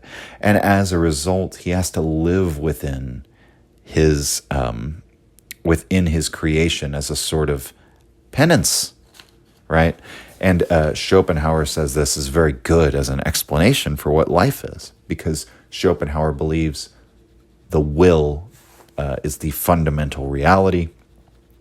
And the will, of course, its fundamental character is what? Willing. What does willing mean? Desiring, chasing, trying to attain, trying to pursue, and not satiety, not contentment. So always pursuing, never content. So that is a state of primordial pain, because that, to Schopenhauer, is pain. When your desires are thwarted, that's what we call pain. And happiness is simply a negative principle. It's the absence of that pain. But that can never be permanent. It can only be temporary. So primordial pain and contradiction. We can see how a young Schopenhauerian Nietzsche would see that there was a sort of philosophical or metaphysical basis to conceiving of life that way. And that perhaps then, on a spiritual level, he reads Heraclitus. He has this metaphor of this innocent boy god playing, creating worlds, knocking them down. That's what our reality is. It is not a true world, this thing that he's describing. It's not as if this boy god of the zodiac Aeon is sitting up in heaven watching over us. Rather, we are all he, because he is revealed in every moment in the appearances of all things within this world of appearances and in the senses. Because that is what being is. That is how being is manifested, is that it appears, it shines forth. And so I think this is what Nietzsche means with his artist's metaphysics. But the difference between himself and Schopenhauer is that he believes that if he introduces a moral element, he believes that if he then colors that view of life with morality, as Schopenhauer does, basically saying, and that's why, because pain is the ultimate evil, suffering is the ultimate evil, just as the Buddhists say. And the goal then is to get free from suffering. That's why the world is then of no value, right? Nietzsche is determined not to do that, because however honest Schopenhauer might have been, when you introduce that moral element, it is correlated with that true world thinking of condemning the world as it is. And again, I mean, there's no logical argument here, by the way. This is purely an instinct, a predilection, a temperament issue, right? It's what Nietzsche's instinct tells him. And he would simply say, well, people with strong instincts will want to affirm the world for what it is. And Schopenhauer was a weak, despairing romantic. That's what he says of Schopenhauer in his later work. So, Nietzsche continues, quote, "The world, at every moment the attained salvation of God, as the eternally changing, eternally new vision of the most deeply afflicted, discordant, and contradictory being who can find salvation only in appearance. You can call this whole artist's metaphysics arbitrary, idle, fantastic. But what matters is that it betrays a spirit who will one day fight at any risk, whatever the moral interpretation and significance of existence. Here, for the first time, a pessimism beyond good and evil is suggested. Here, that perversity of mind gains speech and formulation against which Schopenhauer never wearied of hurling in advance his most irate curses and thunderbolts. A philosophy that dares to move, to demote morality into the realm of appearance." Okay, end quote. Oh, and he goes on to say, and not just simply, I'm not just putting morality as appearance, is a phenomena among the other phenomena. I'm saying it's a deception, it's an illusion, it's an error, right? It's not just a appearance, a mere appearance in the way philosophers talk about it. I'm saying morality is a real error. It's wrong. So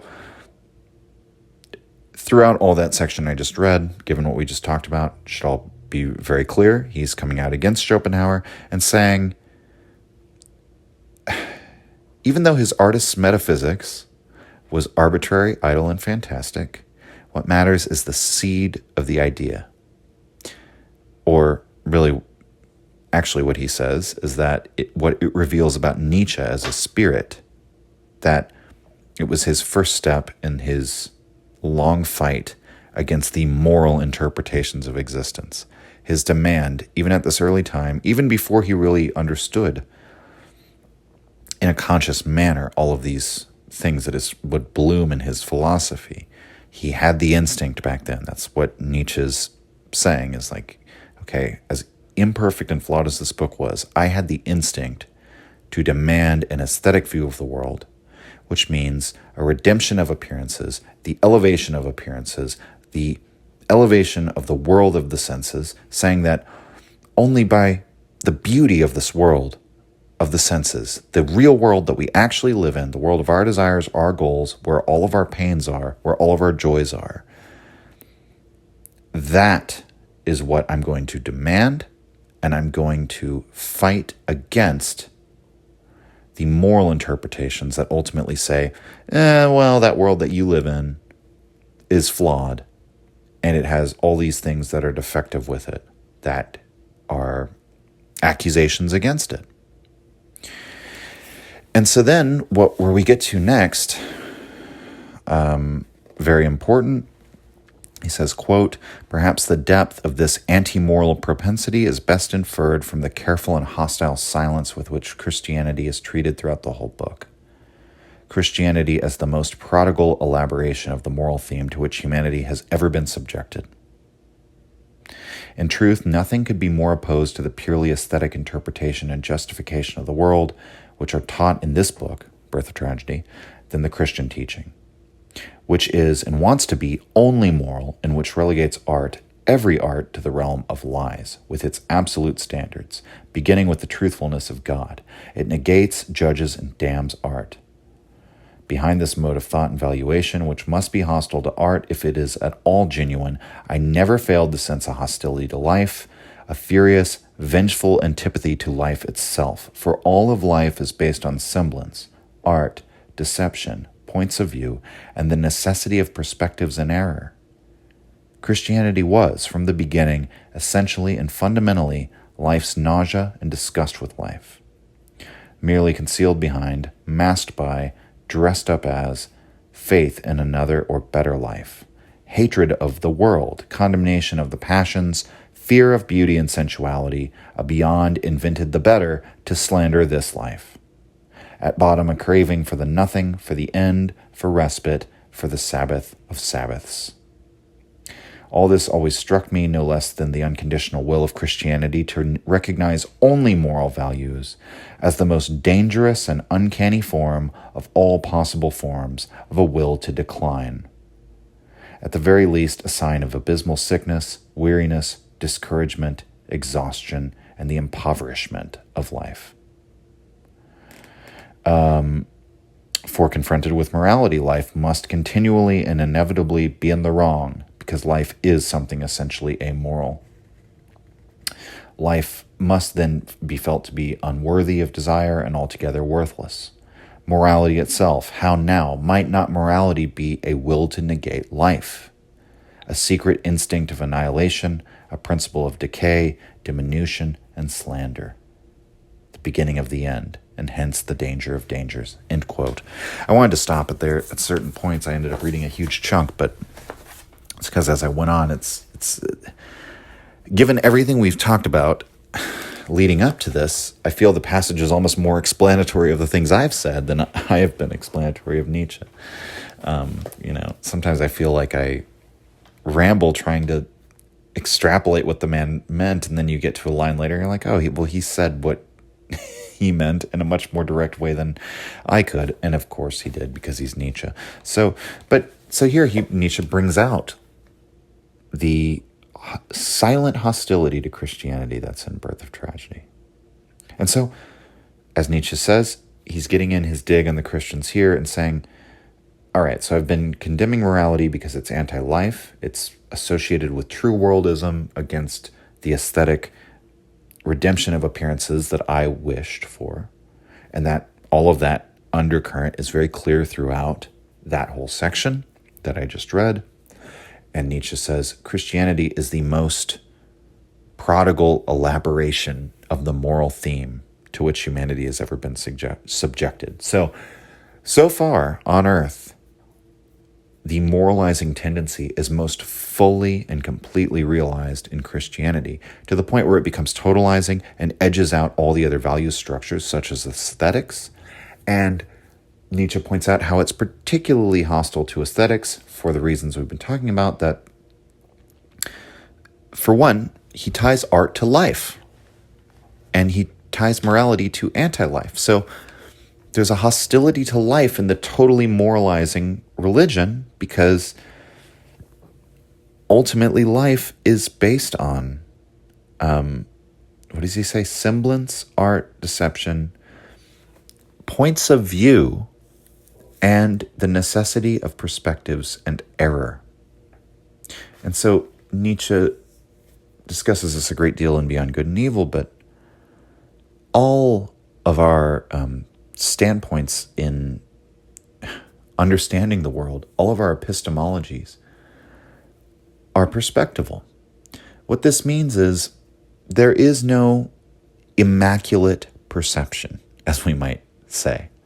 There's no absolute perceiver. If there is, we don't have access to it. All we have access to is our own perception, which is always grounded in a certain time and place. And Nietzsche is hyper-attuned to this, and he is throughout his entire career. He says the congenital defect of all philosophers is that they take the contingent realities of their time and place to be universal truths, or they extrapolate things that they feel, see, experience, perceive in their own time. They extrapolate these into abstract and binding principles on all life or all mankind.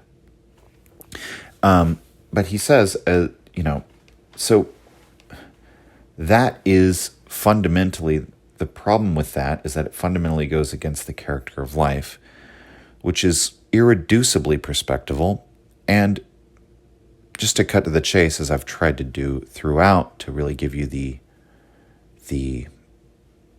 what would you say, the condensed nugget of the idea, the aphorism. The best one I still think is from Genealogy of Morals, even though I've brought this one up a million times. The good of the hawk, or the bird of prey, is antithetical, incompatible, mutually exclusive with the good of the little lamb that it preys upon. The predator, what is good for the predator, what the predator desires, what the predator's values are, we might say, what its instincts are driving at.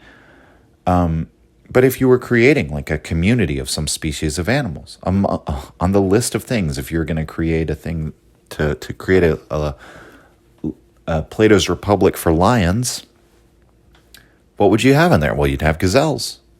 Why gazelles? Or why are they part of the? Well, they're not part of the Republic of Lions. They're the food, right? But if you were to create a Republic of the gazelle, a Plato's Republic of the gazelle, a big thing would be there's no lions there in our ideal society, right? And so these are mutually exclusive, oppositional, incompatible values that different organisms, but we would say points of perspective, points of moral perspective, points of... See, it's not even moral, right? Because animals don't have a morality. When I call it the good of something, I'm not speaking of it in like a Kantian or deontological or duty-based way. But Nietzsche doesn't believe that's where values come from. Values are pre-rational. Our preferences are prior even to our perception of the world for Nietzsche. Nietzsche says, so if we had, all of our senses are shaped by preferences. They're shaped by what made us more powerful, what we sought after, what was valuable to us. And then whatever sought after that which it found valuable that allowed it to continue to live and expand and reproduce and grow stronger is what survives and comes down to us now as the various forms of animals and life on the planet. And whatever didn't is dead, right? So the proof is in the pudding. There's the fact that we are alive today is proof that this process is going on. But what Nietzsche says is that all of our sensations, which are our sense organs, are the way that we interface with the world at large. It's our only and our sole experience of the world. That is shaped by preference. That preference comes first. What does he mean by that? Well, he says Well, suppose it was to our advantage evolutionarily to detect the electrical field. And there are animals that do this, by the way. I think birds, to some extent, can do it when their migratory patterns. It's like, if so, we would perceive that. We'd have an organ for perceiving that. But we don't, which means we didn't have any sort of preference for whether we could detect the electrical field or not, or at least not a strong enough one to affect having an organ for that. He says, so the fact that you have eyes, the fact that you have ears, the fact that each of these senses, which allows you to construct this whole reality, build this whole reality out of it, that was shaped by preferences, by irrational values that you drove towards as an organism or as a life form. So your senses and the very world you live in is not founded on some sort of like reason or truth or morality that you come to as by a duty, right?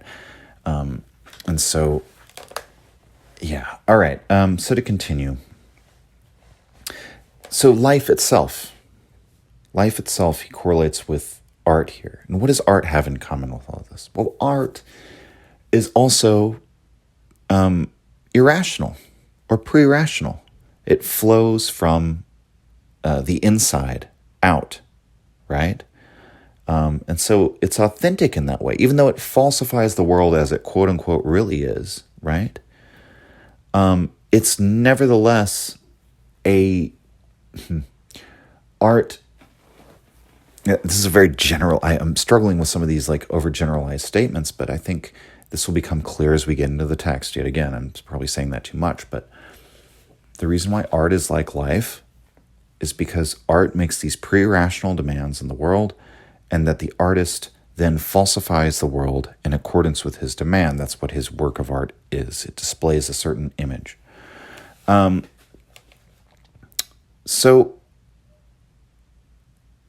And what he says, confronted with morality then, because life is inherently deceptive, it's based on perspectival points of view, which can't be universalized. They don't conform with this demand that we have this universal binding morality on all men. He says, quote, life must continually and inevitably be in the wrong.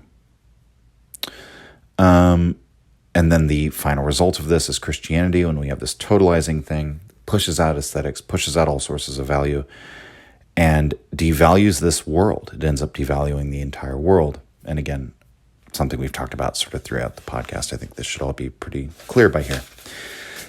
So we'll move on. Just the final paragraph of this section, Nietzsche says, quote, it was against morality that my instinct turned with this questionable book. He said it was an instinct that aligned itself with life and that discovered for itself a fundamentally opposite doctrine and valuation of life, purely artistic and anti-Christian. What to call it? As a philologist and a man of words, I baptized it, not without taking some liberty, for who could claim to know the rightful name of the Antichrist and the name of a Greek god? I called it Dionysian. End quote. So we have Dionysus versus the crucified in this preface here. So in section 6 of the preface, Nietzsche says, quote, is it clear what task I first dared to touch with this book? How I regret now that in those days I still lacked the courage or immodesty to permit myself in every way an individual language of my own for such individual views and hazards, and that instead I tried laboriously to express by means of Schopenhauerian and Kantian formulas strange and new valuations which were basically at odds with Kant's and Schopenhauer's spirit and taste. What, after all, did Schopenhauer think of tragedy, end quote.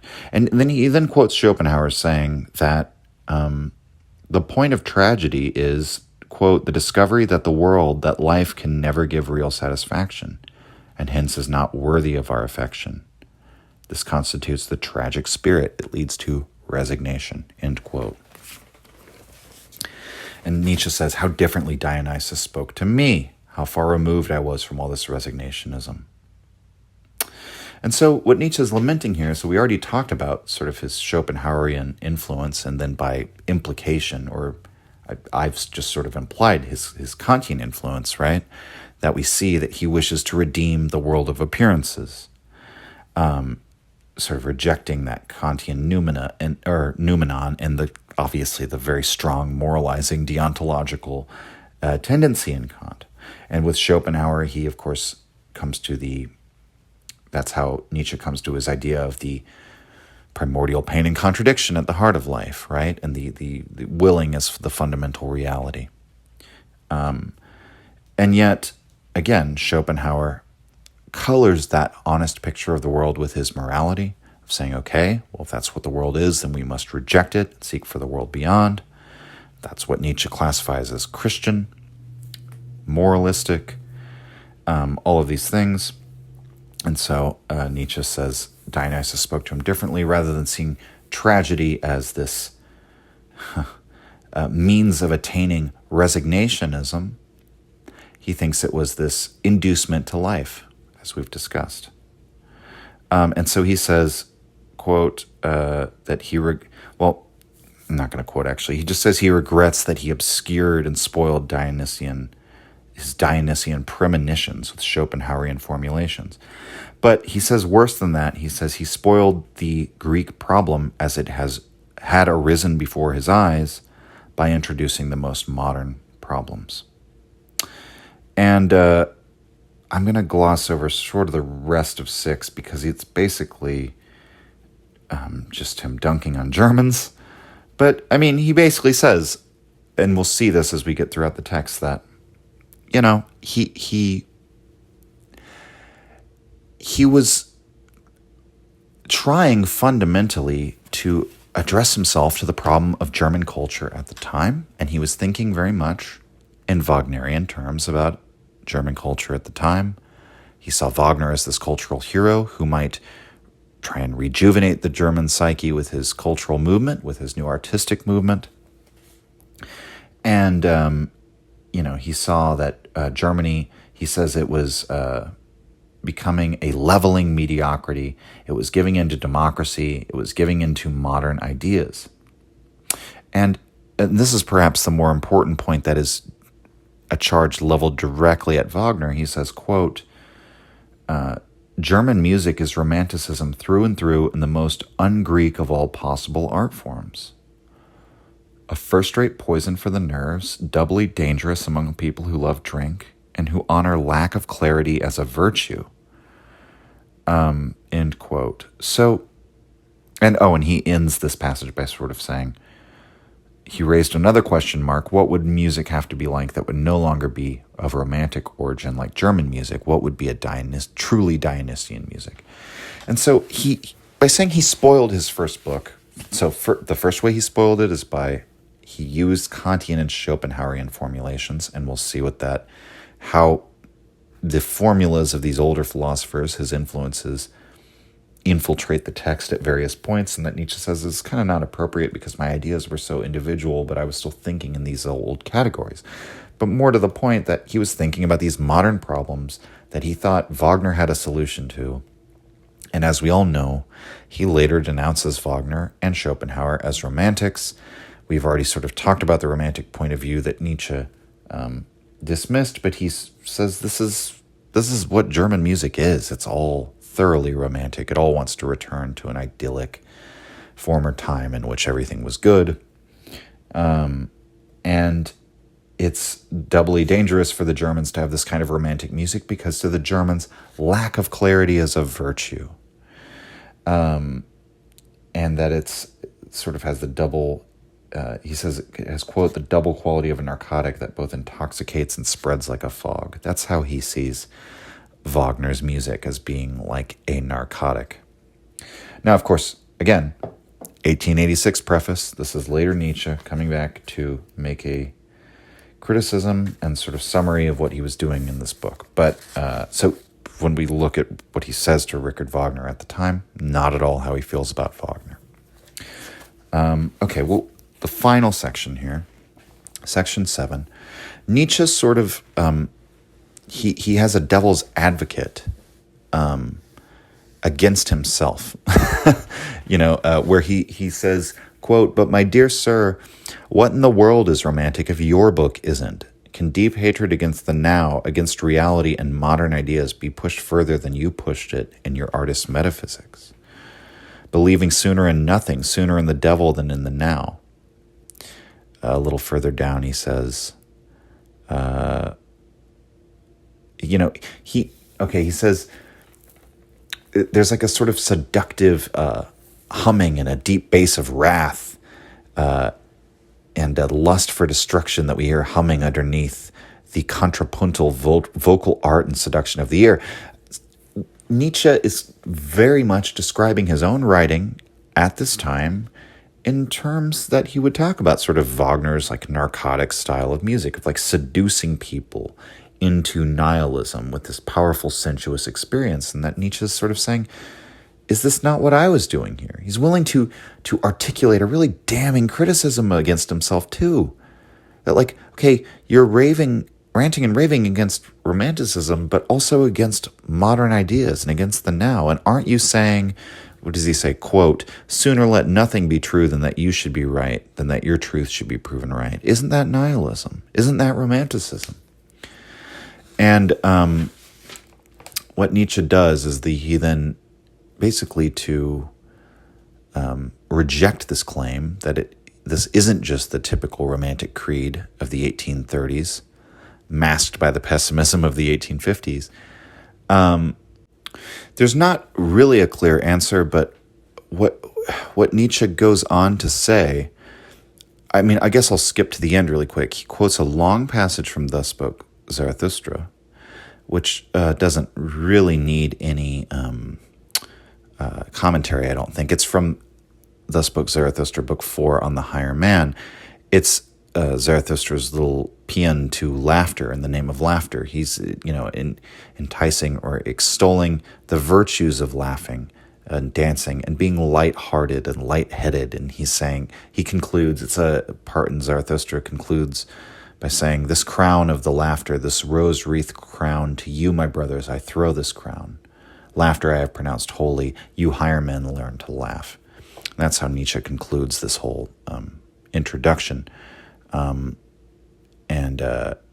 As Kaufman points out, he quotes on the Higher Man, sections 17 to 20 in Thus Spoke Zarathustra. He quotes with omissions. But so, very clear message Nietzsche's making here to be a little lighthearted and not take things so seriously. Again, that's sort of the low-hanging fruit of this. Because what he prefaces that with, quoting that passage from Zarathustra, he says, quote, you ought to learn the art of this worldly comfort first. And so this worldly is hyphenated.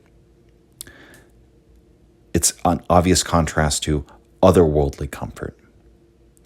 And then he follows that up with immediately, you ought to learn to laugh, my young friends, if you are hell-bent on remaining pessimists. Perhaps as laughers you may someday dispatch all metaphysical comforts to the devil, metaphysics in front. And so what he's saying here, it's once again calls to mind that curious relationship between, it seems oxymoronic, but to say, if you want to remain a pessimist, you have to learn how to laugh. It's a sentence we wouldn't be used to hearing within our popular understanding of what pessimism is, but given what Nietzsche said pessimism is and where it comes from, that it comes from his pessimism of strength, rather. Because, okay, and I guess to backtrack even further in this passage, I didn't intend to go in backwards order in kind of looking at this last section, but I guess that's just how it's worked out. He says that it's highly probable that it will end that way, that you end that way, namely comforted, as it is written, in spite of all self-education for seriousness and terror, comforted metaphysically, and some as romantics end as Christians. And Nietzsche had direct experience with that in his life. Wagner ended his life as a Christian. And so Nietzsche's saying there's a romantic to Christian pipeline, right? And what gets them in the end is the need to be comforted metaphysically. That when their strength declines, when their life declines, and they get old, when they get sick, when they get weak, romanticism degenerates, it turns into Christianity. That this desire, that what Romanticism really is a desire to return to that Garden of Eden, right? To that primordial simplicity and ease and comfort. That's the Schopenhauerian,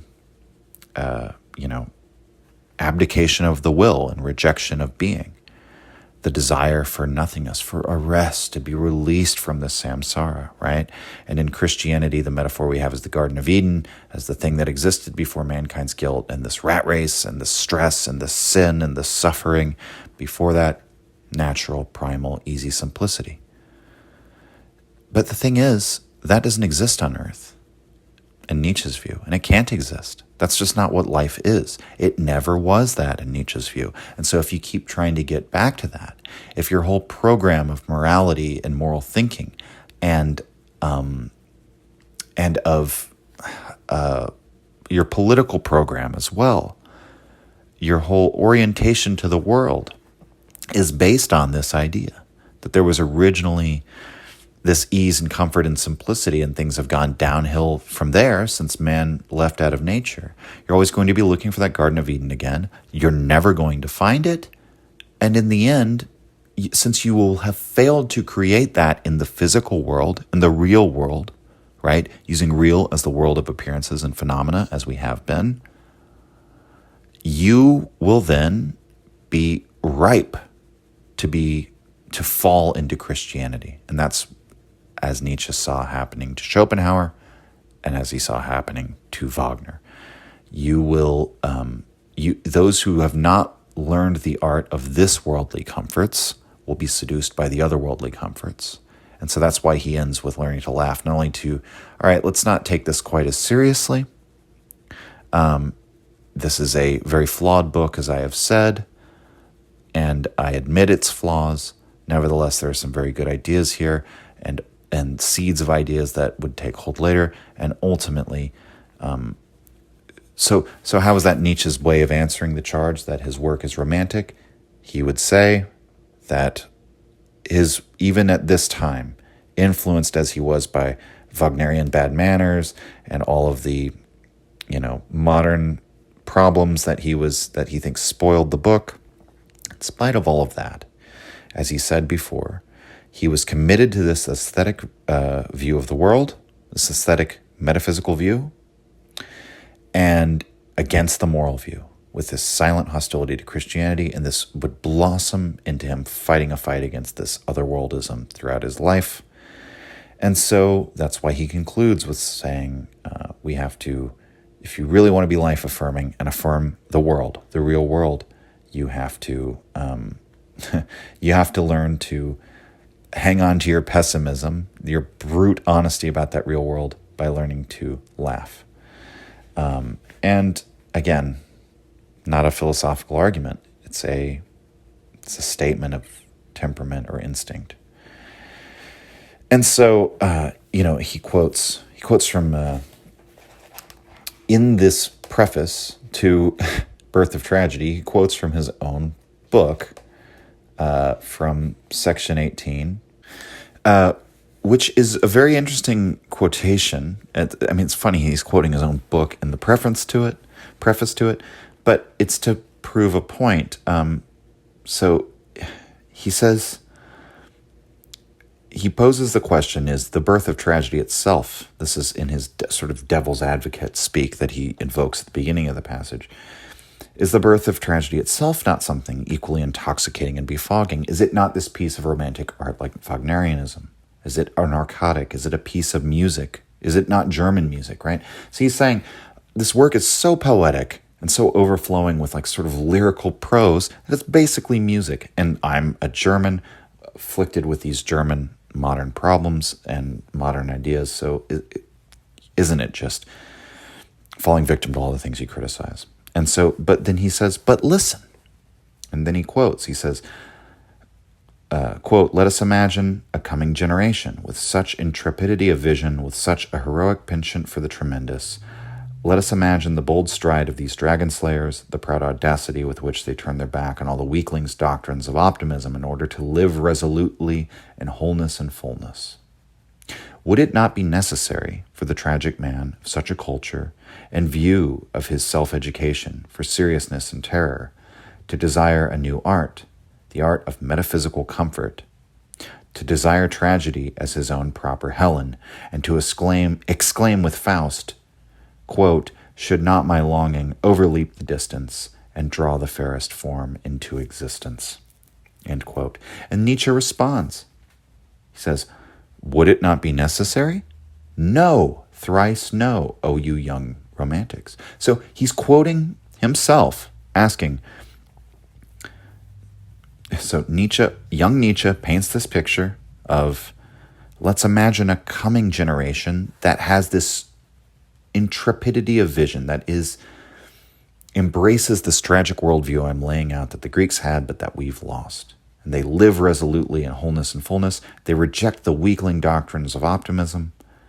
But he says, would it not be necessary for the tragic man of such a culture to desire a new art, to desire tragedy as his own proper Helen? And so he's quoting from Faust, from Goethe's Faust from the Helena that I mentioned earlier. And, Helen is the object of Faust's desire. She's the representative of the eternal feminine. So he's saying, would not tragedy be the object of our desire as the tragic man, the man in such a culture who's been educated into seriousness and terror? And Nietzsche answers himself, later Nietzsche, and says no. And he basically, by implication, calls himself a young romantic. And that's where he basically says, it's funny because he's both calling himself out and he's answering the charge, right? Because I think we see in this passage both. We see how the language Nietzsche was using, how those old formulations were quote-unquote spoiling his thought. And on the other side of that coin, and so that's what he criticizes in his self-criticism. He calls himself a young romantic, and he's like, no, you don't need metaphysical comforts. You need this worldly comfort, as he said. And that comfort is laughter, dancing, right?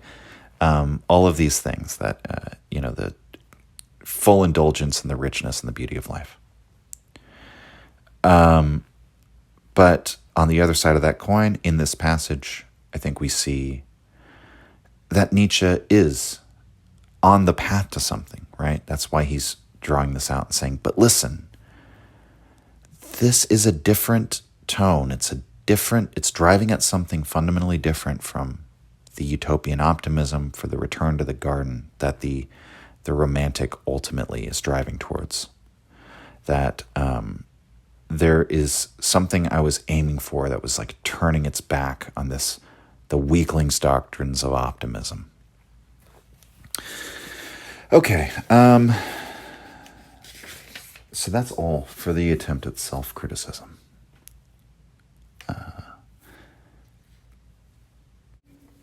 And so now we'll have a brief look at the preface to Richard Wagner. And so the only thing to really keep in mind when you look at this preface is that Nietzsche says at the beginning,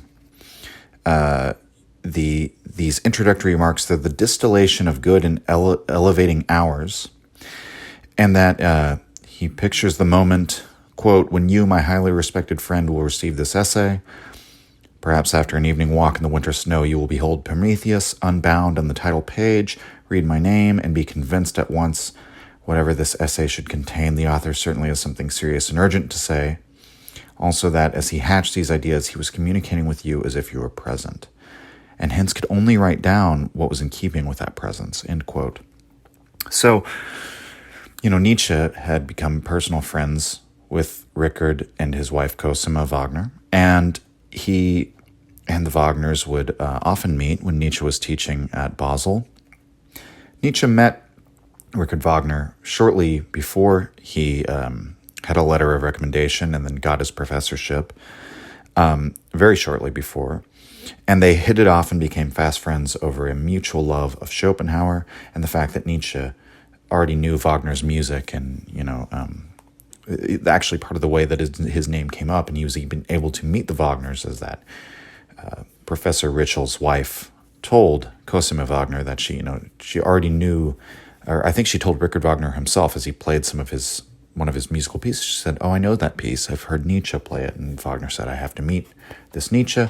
And so in any case, the Wagners moved to Tribschen, and Nietzsche was teaching at Basel, which was a short journey away. And so he often would visit with the Wagners, and then they would have very involved philosophical conversations, and Nietzsche would go on walks with them. And, it was a very involved and intimate intellectual relationship, you could say. And Nietzsche became part of Wagner's inner circle. He's a famous composer at the time. He's on the ascendancy. And the reason why he's living in Tribschen is because they're building his great Festspielhaus so that Wagner can hold his big Bayreuth festival. And so Nietzsche's part of this inner circle of this, enigmatic and famous composer that many people are saying is sort of the future of German music. And Nietzsche and Wagner, they have all these philosophical similarities. They also sort of have a similar outlook on the culture of Germany, that it's become, very limited, narrow, nationalistic. It's become, that the arts and the humanities are not being taught in a way that are actually proving to transform the Germans into a cultured people. Nietzsche thinks that Germany's never really it hasn't been able to create for itself a very deep and powerful culture. That just they're sort of just knocking around like pig-headed military men, but they're taking all of their really high culture from the French and from other people. And there's sort of the opportunity, if the Germans could break out of this sort of simple rural Lutheranism, tongue twister, that maybe Germany could create for itself a new culture. And Nietzsche and Wagner sort of have this dream of resurrecting the old spirit of the Greeks to transform the German psyche. And so that whole thing, that whole philosophical outlook should be understood, though, as secondary to the sort of personal friendship that they formed. And the fact, so he's talking about how he can imagine Wagner on an evening walk in the winter snow and then picking up his book and everything. That's because Nietzsche knew him personally. And when he's saying, "I'm writing this to you," I have had friends like this that I've had an intellectual relationship with, especially when you often find them on the opposite side of your philosophical positions. And I think this is what Nietzsche is talking about, by the way, in his where he sometimes mentions like the benefit of having an enemy, like an intellectual enemy, so to speak.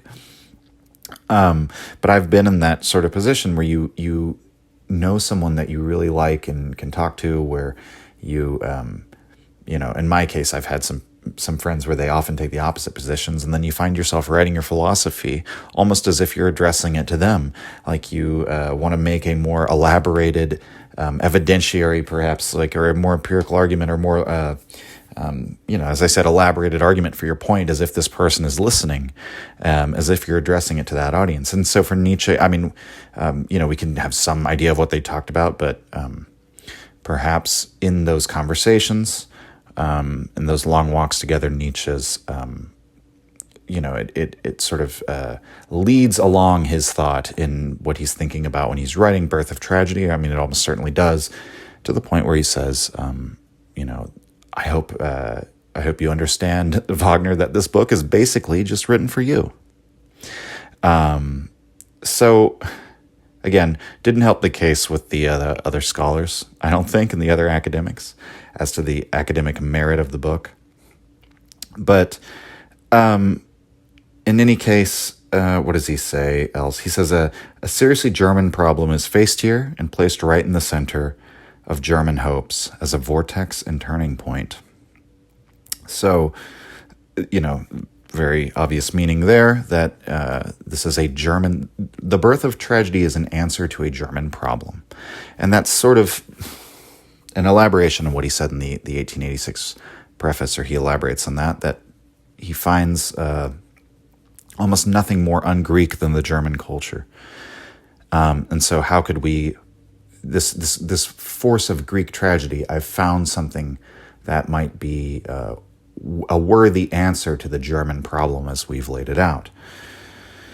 And so, what else here?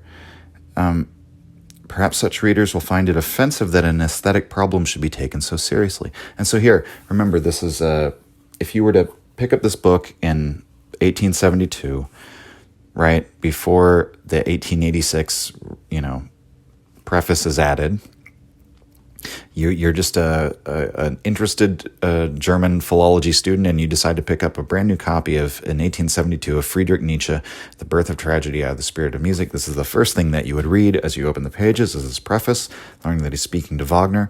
But then he addresses himself to this prejudice that he elaborates on more fully in the appended later preface, that the aesthetics has never been, Nietzsche would say that under the Christian morality, aesthetics is always relegated to the second place because morality has been elevated to the principal metaphysical activity of man, and thus everything must be placed beneath morality, and that's sort of part of Nietzsche's crusade against Christianity.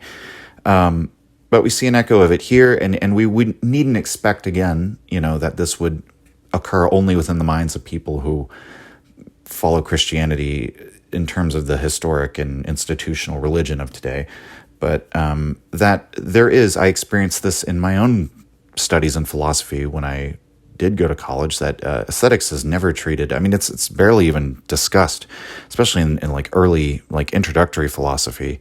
The first, like when you're getting your bachelor's degree, I think you would need to take some sort of elective if you really want to spend any serious amount of time talking about aesthetics, because it's way more focused on epistemology, ethics, religion, politics, right? These are the important domains of life. And I think Nietzsche would say that our prejudice as academics, it's a reflection of the fact that our secular culture is inherited from Christianity.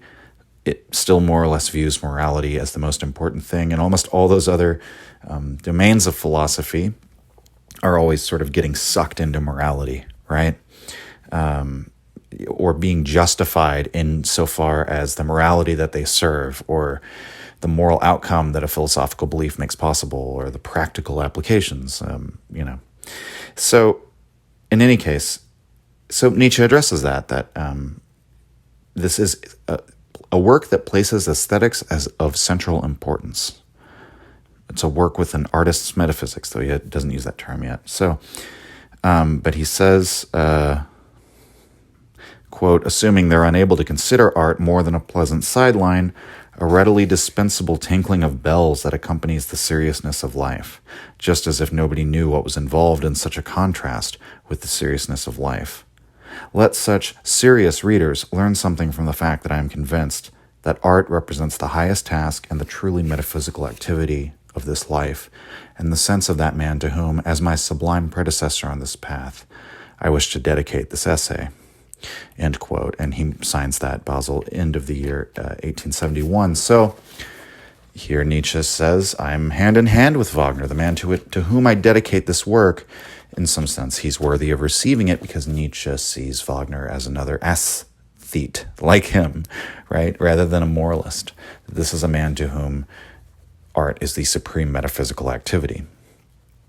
Now, given what Nietzsche would later say about Wagner, and we won't go into that too much here, because I think it's almost inappropriate to bring in the later lives of Nietzsche and Wagner and their later disputes and their later philosophy into interpreting this book. I think we should mostly interpret it in light of what Nietzsche was thinking and doing at the time. But it is just a little funny because later he would sort of accuse Wagner of, being a magician, playing on the senses with sort of nothing transformative to the broader cultural psyche or anything like that beneath his art. He was just sort of playing on the heartstrings and whipping people up into a sentimental frenzy, and that all of his characters in his operas are represent like a hospital ward because they're all sort of, archetypes of like derangements and pathologies and things. And so it's interesting. It's almost like the purely artistic, Nietzsche, I'm sure, would make a distinction here, but he sees it giving way in Wagner to like a sort of sentimentality. And it's that, again, if we want to really analyze this, the sentimentality is itself a sign and a symptom, right? That it would be a sign and a symptom that Wagner was a again, a weak and despairing soul. As Nietzsche would later say of him, he collapsed helpless and broken before the Christian cross in the end. But at this time, Nietzsche sees Wagner and himself, or Wagner is sort of the symbol, as the man, the thunderhead, the vanguard leading the charge of a new aesthetic view of life that would potentially replace morality with art, where aesthetics form up our highest values and the basis of our new value structure.